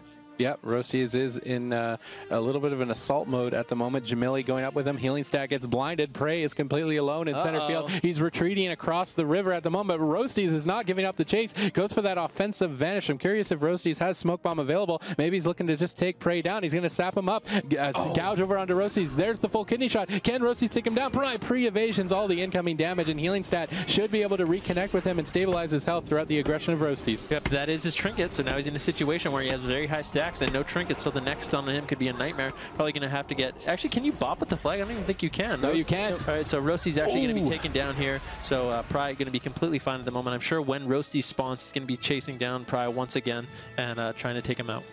Yeah, we can see the Americas are just kind of pausing at the moment, trying to figure out what Europe is trying to do. Cubsy and Peekaboo on defense at the moment. But they have Waffles, Valet, and I do believe Raikou coming in right now. Oh, this is not good for North America as Peekaboo is doing everything he can. Cubsy does a great job of hiding and then trying to cycle and doesn't land on anyone, I don't believe. How much damage got on Waffles and actually got Waffles' trinket, so if Peekaboo can somehow stun him. There it is, the Hodge onto Waffles, going to be shutting him down. Well done by Elite. Well done by Cubsy by getting his trinket, and because of that, I think Peekaboo's going to be okay. Yeah, Waffles is going to end up going down, and that's going to stall the push out from the Europeans, which means that the Americans have a little bit of breathing room to try and figure out a strategy to take down the opposing flag carrier at this moment, as Raikou does get cleaned up as well. Jamili seems to be 1v1ing Botar in the center of the map at the moment, not really getting too much done. Actually, Botar is kind of winning the 1v1. Okay, so right now we have, I do believe Roasty with Zerking right now, and he's going to prowl up to Pry. This is going to be a lot of damage. This is going to be a lot of damage. But the problem is he has Healing Stat there, right there with him, so he's going to have to eat through the stacks. Is he going to one-shot him? I'm so curious. We're going to have to see if the death from above one-shots him. It may very well do that. He gets gouged up, isn't able to get the follow-up. Pry is able to bubble as, here we go. The Vendetta comes out on to Pry, or that marked for death, rather. So it wasn't a Vendetta, as it looks like Roasties might... I don't know if he's going to have time. He got Elite's bubble, so... the Zerking has 8 seconds. He's not going to be able to use it on him. But again, Botar and healing back. This means that North America needs to clean up the midfield right now and get a push. However, we do see Waffles going out already. It's already in the Alliance base at this point. Peekaboo's actually in a lot of trouble getting stunned up by Waffles at the moment. Down 50% HP. Elite trying to top him off, is able to with that Avenging Wrath execution sentence. Both Peekaboo, Cubsy, and Elite are all playing defense right now. Peekaboo trying to clean up Waffles, keep him alive a little bit longer. And it's really, really nice as a defender when you can clean up some of their offense. You just feel so much safer, especially if you are able to kill someone like the Rogue. Waffle aren't giving it up. Valet's at 10% HP and is still battling it out, landing a full fear onto Cubsy. Elite comes in the nick of time, though, to dispel that fear. And Valet's actually going into the backline, trying to heal himself himself back up behind the pillar. And Cubsy's trying to kill him by himself in cat form probably at this moment. And Cubsy and Valer 1v1ing off. We switch on to the opposite side here. Pry is under fire. Healing Stat and Botar desperately trying to keep him alive. Roasties is on on offense as well here, trying to finish off trying to finish off Pry. Roasties caught into that full kidney shot. Will he go down is the question. Dipping dangerously low here. He does not have a healer. He's only got Jamili and Wealthy Man on Mage to back him up. And I think that Roasties is going to go down, and Europe are going to clean up the offense up from Americas. Wealthy Man and Jamili could possibly make something happen if Botar and Healing Stat have no Trinket. Pride dipping down to 40% HP. They need to get the cross CC though. Jamili actually getting cloned up. Pride just going to sit on that node. Looks like he's going to be fine. I don't know how much they need. Really they got the fear on him right now. As the CC. He could actually die here if he doesn't have his Cloak of Shadows. Follow-up CC. The problem is, it wasn't the double follow-up because, of course, Jamili did use his fear for that. So that is a tough time for Wealthy Man to try to solo CC those two healers, as Pride's going to eat that Iron Bark and be okay. Peekaboo actually taking a lot of damage too now, down to 30% HP. This could be a nightmare for them if they're able to get it. Pride also getting bursted down. Pride's going to get the cap. Peekaboo get the cap. He gets the cap. And Wealthy Man 2v3 the Europeans, and they get the cap, which means the Americans take a 1-point lead in this game. And they're cleaning with only 10 minutes left, and they're looking very dominant. And despite losing game number 1, they're bringing it back in game number 3. I think they just learned from their mistakes. I think they just made a horrible mistake on Warsong, and they learned from it, and they're not letting that happen again. And they're doing an excellent job. Now this is going to be kind of trouble, as he does have Waffles and Botar coming back. Pry is rezzed also. Okay, Waffles went 0 instead of coming back and stopping Jamili. I think they may have been able to get Jamili dead at that point if they both would have come back on him, because it took his team a little bit to get back to him. Yeah, but Peekaboo has been swapped over. He is now holding the flag and looking to maybe get a quick cap here. The Europeans need to pick up this flag. I think this is Roasties on D to try and intercept Waffles. Waffles is going to pick up the flag. Roasties going to sap him up and completely stall him out. Peekaboo getting sapped up in center field. Roasties going for the 1v1 pre-evasion. Both rogues with evasion up, but he got Waffles trinket for free. It's not looking good. Waffles is trying to get back to his team. Running desperately down the ramp to Healing Stat. Healing Stat should be able to pick him back up, but Roasties definitely getting a bit of an advantage here, getting the trinket. Rotates the sap over to Healing Stat. Waffles could dip dangerously low here if the Americans can catch up to him. Botar is going to reconnect though. Healing Stat into the blind, and Roasties is on a one-man mission here. Jamili is going to reconnect. Wealthy Man is going to follow up as well. Now kidney shot over onto Healing Stat. They need some CC onto Botar, and they need to reconnect onto Waffles if they want to take him down. Peekaboo looking pretty safe here, but he did blow through his Cloak of Shadows. Yeah, that is scary because he is right in the fight. They are going to dunk on Pry right now. Pry barely gets that grip back. That was great job by Valer, but Roasties is going to chase Waffles down. However, he does have both a Healing Stat with wings up, and he is going to just get denounced over and over into that Fist of Justice. This is not looking good for Roasties. Yeah, Roasties is getting 2v1'd at the moment between Healing Stat and Waffles. Peekaboo, though, dipping down to half HP, doesn't have that Cloak of Shadows. Shadow Dance, though, and the Smoke Bomb onto Waffles. He can catch him in that stun. This could be it. He has no trinket. He needs to get some healing. Fortunately, Healing Stat is able to pull back and actually get some heals onto him. Waffles looks like he's going to be okay. I think they did proc that Save of the Light. Pardon me. He's going to use that burst of speed to get away, and I think his trinket's going to be coming up very shortly. So Roasties isn't giving up the chase, so I don't think he's going to be able to 1v2 now, realizing that is going to start retreating. But Waffles is just chasing after him. Both of these teams are so aggressive when they're holding the flags. Peekaboo forced to jump down, reconnects with Cubsy and Elite. Prey is still chasing after him. Waffle and Prey are in the same place. Pride's just going to go burst for him down here. Yeah, I'm curious if he is as well. There's a full kidney shot onto Healing Stat at the moment. Cheap shot over onto Botar. Roasties is going to try and solo him. Waffles isn't going to let that happen. Pops his own Shadow Dance defensively here onto Roasties to try and clean him up, but Elite Cubsy are there to pick him back up. Oh, Peekaboo taking a ton of damage right now as Raikou does have his Icy Veins up, as Peekaboo does get that Iron Bark immediately right before Cubsy got cheap shot. So that was great that he pre-cheap shot it. The dance comes out onto him, or the killing spree rather. Peekaboo down to half. That smoke bomb is going to fade right there, but this doesn't look good for Peekaboo right now. No, it doesn't. He's blowing through its Cloak of Shadows and a lot of cooldowns. Can the Europeans take this back? Prey is relentless at the moment. They need to get some cross CC onto Elite, but Roasties comes back to try and finish Prey off. If Prey goes down, that's going to be all of the offensive pressure from the Europeans, and Prey knows that. He's just going to pull back to his team, get healed back up. We can see Waffles actually 1v1ing Jamili. Jamili actually very overextended at the moment. No, it was because he was back up there with Roasties. Roasties had to pull back because he knows Peekaboo is in trouble, but Jamili is just walking back with Waffles on his back. This This is not good. Oh, there we go. Now Roasties is gonna go to re-engage. With Pry taking a ton of damage, it means that they're not too afraid of Peekaboo dying right now. And just as I say that, it looks like Pry is gonna catch a couple big heals, and it's gonna be okay to stay on the offense because Waffles also taking a lot of damage too right now. Waffles could just go down to 10% HP. Oh, he's got to make it. Peekaboo's got to make it. He's running. Oh, Cubs is with him. He's slowing so much. Is he going to be able to catch the flag? I think this is it. I think that's going to be it. I think he's going to cap. Valet can't make it, and Peekaboo is going to cap the second flag. There's only 6 minutes left. Hey, they came back. Yeah, the Europeans to cap twice. They got 6 minutes. They got to do it quick, but the Americas definitely looking very dominant on Twin Peaks. All right, now we'll have to see where Pry is right now because that's going to be really important. If I can switch to him on my screen, let's see. Where is Pry? Pry is sneaking around. I'm sure he's probably... He actually has the flag right now. Just got out of the Alliance base. Going to be pushing down midfield, trying to get a quick cap for his team, but I don't think they're going to let him. No, they're not. Yeah, he's just moving forward. Botar's with him. We can see actually both teams kind of battling it out on the ramp. Not really getting too much done. Prey does get sapped up.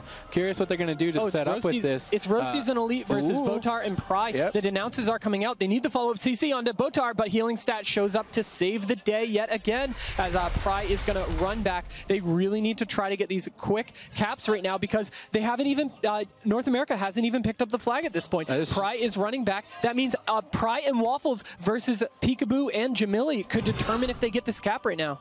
Yeah, they could. Pry is actually going for a quick cap at the moment, and there's no healers to support Jamili or Peekaboo. It's going to be a bit of a 2v2 in the base as the flag is going to get picked up by Peekaboo. Can Prey find him in time? Peekaboo getting sapped up. Good slows out from Waffle, and Pry is going to reconnect here, but he gets gouged up. And Peekaboo, beautiful. Now Peekaboo's in the safety of Cubsy's arms, and he's going to be able to run back. Look, they're going to go for it. They're going to go for it. They have to. They can't sit and wait. They need to stay on the offense. The fear goes out onto Cubsy right there. Valet doing a great job, and they're just going to chase him down, even though he has the flag. Maybe he should have handed it off to Botar at this point, but he does have Roasties on his back. The great grip right there into Healing Stat's arms as Peekaboo taking a bunch of damage because Waffle's on his back, but Elite is there and waiting. The deep goes out onto Elite as Pry is going to deal some damage to him actually because he knows he doesn't want to push that far up. Yeah, Peekaboo's actually all by himself using a defensive smoke bomb, so Raikou and Valet can't really do too much. Cubsy able to displace back and get on top of Peekaboo and give him the hots he needs. Now Peekaboo's safe, has both his healers with him, but the double fear comes out from Valet. They might be able to actually kill Peekaboo. Valet setting him up, dispelling all his hots the best he can, but Raikou falling a little bit behind. Peekaboo doing a great job kiting away the best he can, and they just need to stall. They need to stall it as long as they can. There's only 3 minutes left in the game. Pry died. Yeah, Pry went down, which means that the Americas getting a little bit more of an advantage. We can see Valet getting kidney shot up there. They're trying to retreat back. Cubsy and Peekaboo staying together. Valet and Waffles just continuing to chase, but you can't see the time we can. There's only 3 minutes and 42 seconds left, and I don't think it's possible for the Europeans to take this back. I don't think so. It would have to be some crazy things happening, especially because Pry and Raikou are dead at this point. They just rezzed up, as it does look like Peekaboo is going for the win, but of course Waffles has the flag. He got sapped up though. He is sapped. Peekaboo's going to come in and try to finish him off if he can. They are going to reconnect. There's no way he survives as he evasions. He got his trinket evasion. I think he might be able to live. Elite is going to reconnect over here. Everybody is here on top of Waffles. I don't think he's going to make it. He gets bursted down. Peekaboo looking to score the point of the game. Somebody picked it up. Pry picked it up. He's trying to run away. Pray gets away. The MVP, trying to keep his team in the game, but now there are only 3 minutes left for the Europeans to cap 2 flags, and I don't know how they're going to do it. This is what they have to do. This isn't going to be good. If that rogue wasn't right on Pry's back, maybe he could make it out, but Pry needs to make it all the way back to the cap. Botar has to assist him, which is unfortunate because he should be assisting his team right now. If this rogue wasn't chasing Pry, of course he doesn't know it. But they need to stay on the offense because Peekaboo's down to half right now. Look at this. The time's just ticking down over and over, and looks like here he comes. Roasty is going to be. Is he going to go for it? He saps him. Botar is out of position a little bit. If Roasty's want to tries to bait his trinket, no. Now Botar is hotting him up down below here. Let's see what Roasty decides to do. It looks like he's going to play it patiently, waiting for Jamili, I think, to come back here. Maybe they're going to look for a 2v2 Shadow Priest Rogue versus Resto Druid Rogue. It's going to be interesting to see if they can burst Pry down or if they go after Botar. They are both in stealth currently, looking to plan out their attack. Looks like they want to sap Botar, but Botar goes in the stealth. There's the sap on Botar. Prey jumps down, but he jumps down into the clutches of Roasty RBGs. He gets cheap shot by the Shadowlands. Ironbar comes out from Botar. He's going to get silenced up. Pride trinketed as well as Botar, so the next setup, if they can delay it that long, is going to be very, very scary for them. Peekaboo actually dipping dangerously low as well. Saved by the Light procking on him. Pride is sitting on the flag, wanting his team to kill Peekaboo so he can get this game up to a 1-2. Yeah, right now we can see pressure on opposite sides of the map now as well. Cubsy getting caught into that deep freeze. A bit of pressure on Peekaboo. The Shadow Dance of Pride is going to destroy. Did he vanish? I don't know. I'm not sure. He vanished. Okay, so he was able to live through that. So it is still that 2v2. Yeah, between Botar, Prey like we were saying, Jamili, they both don't have trinkets, so if they can get another clean opener, this is a cheap shot. Shadow Fear gets dropped. Pride's going to go down. Pride goes down. Certainly right here. Where's Peekaboo? Peekaboo needs to try to get back to the flag and cap to secure the 3-0 victory. He's so Can slow. He get it? He's so slow. Can he make it back in time? Peekaboo's just running. Go. He's running. He caps the flag. 3-0. The Europeans. Well played. The Americas can say that they took something away today. Despite losing in the arena format, they have won the RBG 6v6 format 2-1 overall in that best-of-3 series. Some exciting games throughout, and that was actually fun. pretty awesome. That was awesome, yeah. I enjoyed that a lot. Oh, wow. And then the trash talk is coming out on the real or the BattleNet channels as everyone has each other on their BattleNets at this point. So, you know, a lot of, got to shout it out to both teams, honestly. I mean, it was excellent play. I really liked that North America was able to bounce back from that loss at the beginning. Gilneas, we thought they were going to lose at the beginning, and they came back. It was great. And, of course, Twin Peaks, a little bit more one-sided. Yeah, a little bit more. A little bit. I think a lot. It was a lot pretty of it. one-sided, yeah. Didn't seem like Prey was able to kind of be the MVP of the game. I mean, he got that excellent like steal back of the flag, but he wasn't able to really get anything done on offense on the last map, unfortunately, which means that the Americas are going to win our 6v6 exhibition match here, and this is getting close to the end of the day. I believe we're looking to set up a winner's interview at the moment, but I'm curious to see if people are going to set up some tournaments with this format into the future. It's really fun. I liked watching it. I like talking to the players that played in it. They really liked it. They liked the smaller format. But we do have, of course, Jackson standing by with the Windows 10 game DVR replay. Hey guys, what an exciting way to end our 6v6 BG exhibition grudge match versus NA versus EU. That was pretty exciting. Let's take a look at this replay. It seemed like the North American team struggled initially in our very first match to sort of figure out the strategy behind the flag carrying maps, but were able to come together as a team to secure the win and battle for Gilneas. Now in this one, I think they definitely came together as a team, really honed their strategy, and since this is a new format for just about everybody playing, these guys did a pretty good job figuring out quickly and definitely had a convincing victory, scoring 3 flag caps to win the game. So one of the things you got to do, and one of the things that's really exciting to look out for as we see hopefully more of this format in the future, is what sort of comps you decide to keep back on defense and what you decide to send out on offense. And what we saw was an awesome 2v3 Shadow Priest Mage combo against 2 healers and a rogue. And they had what it took and got that, I would say, decisive flag cap to secure the win for the team. But we do have an interview coming up with Elite, who has a little bit of RBG experience himself. We can sort of pick his mind in a moment. We're gonna go to the casters real quick. Be right back. All right, thank you very much, Jackson, for that insight on that map. And that's what he said. I loved all the little 2v2 skirmishes, 3v3, the mid 5v5, 5v4 that we saw.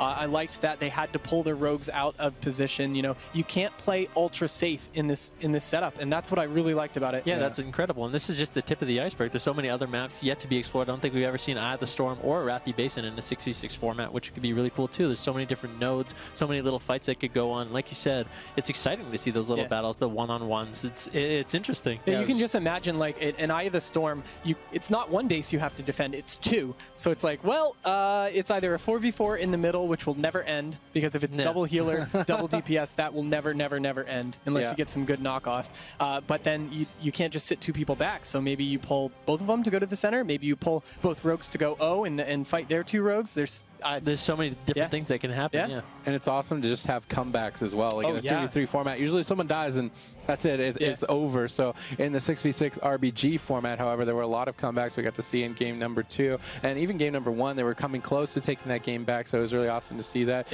Even Jamili getting a res off in the second game. So you can really take advantage of your class's entire toolkit in this format. It was really awesome to see. And I can't wait to see more. It was just great. You know, that res may have been what determined that entire game too, because that was during that big first fight while Lighthouse switched over and was able to win back. But if they would have kept losing healers and people at Waterworks, I think EU would have taken that also. So I think that res may have saved Gilneas for North America. It's cool to have MVPs, right? Yeah, absolutely. It's also cool to see like sort of class heroes, you know, Pry versus Peekaboo in a one-on-one situation. Who can defend the node? Yeah. I think people have the opportunity to do a little bit more clutch plays, like we saw Pry, obviously, defending Lighthouse for so long against both Peekaboo and Roasties, which was cool to see. Yeah, and we've got an interview with Bajira and the leader of Storm Cloud, representing the Americas as they have fused their names together as well. So we're going to look to set up that interview with you guys now. Hey guys, like you heard, I am joined by Elite, the, I guess, unofficial captain of Storm Cloud, fresh off of their victory over the EU in our exhibition match. How you feeling, man? I mean, I know RBGs are kind of, I mean, you're definitely an arena player, obviously, going to BlizzCon, playing arena, but you also like RBGs. Yeah.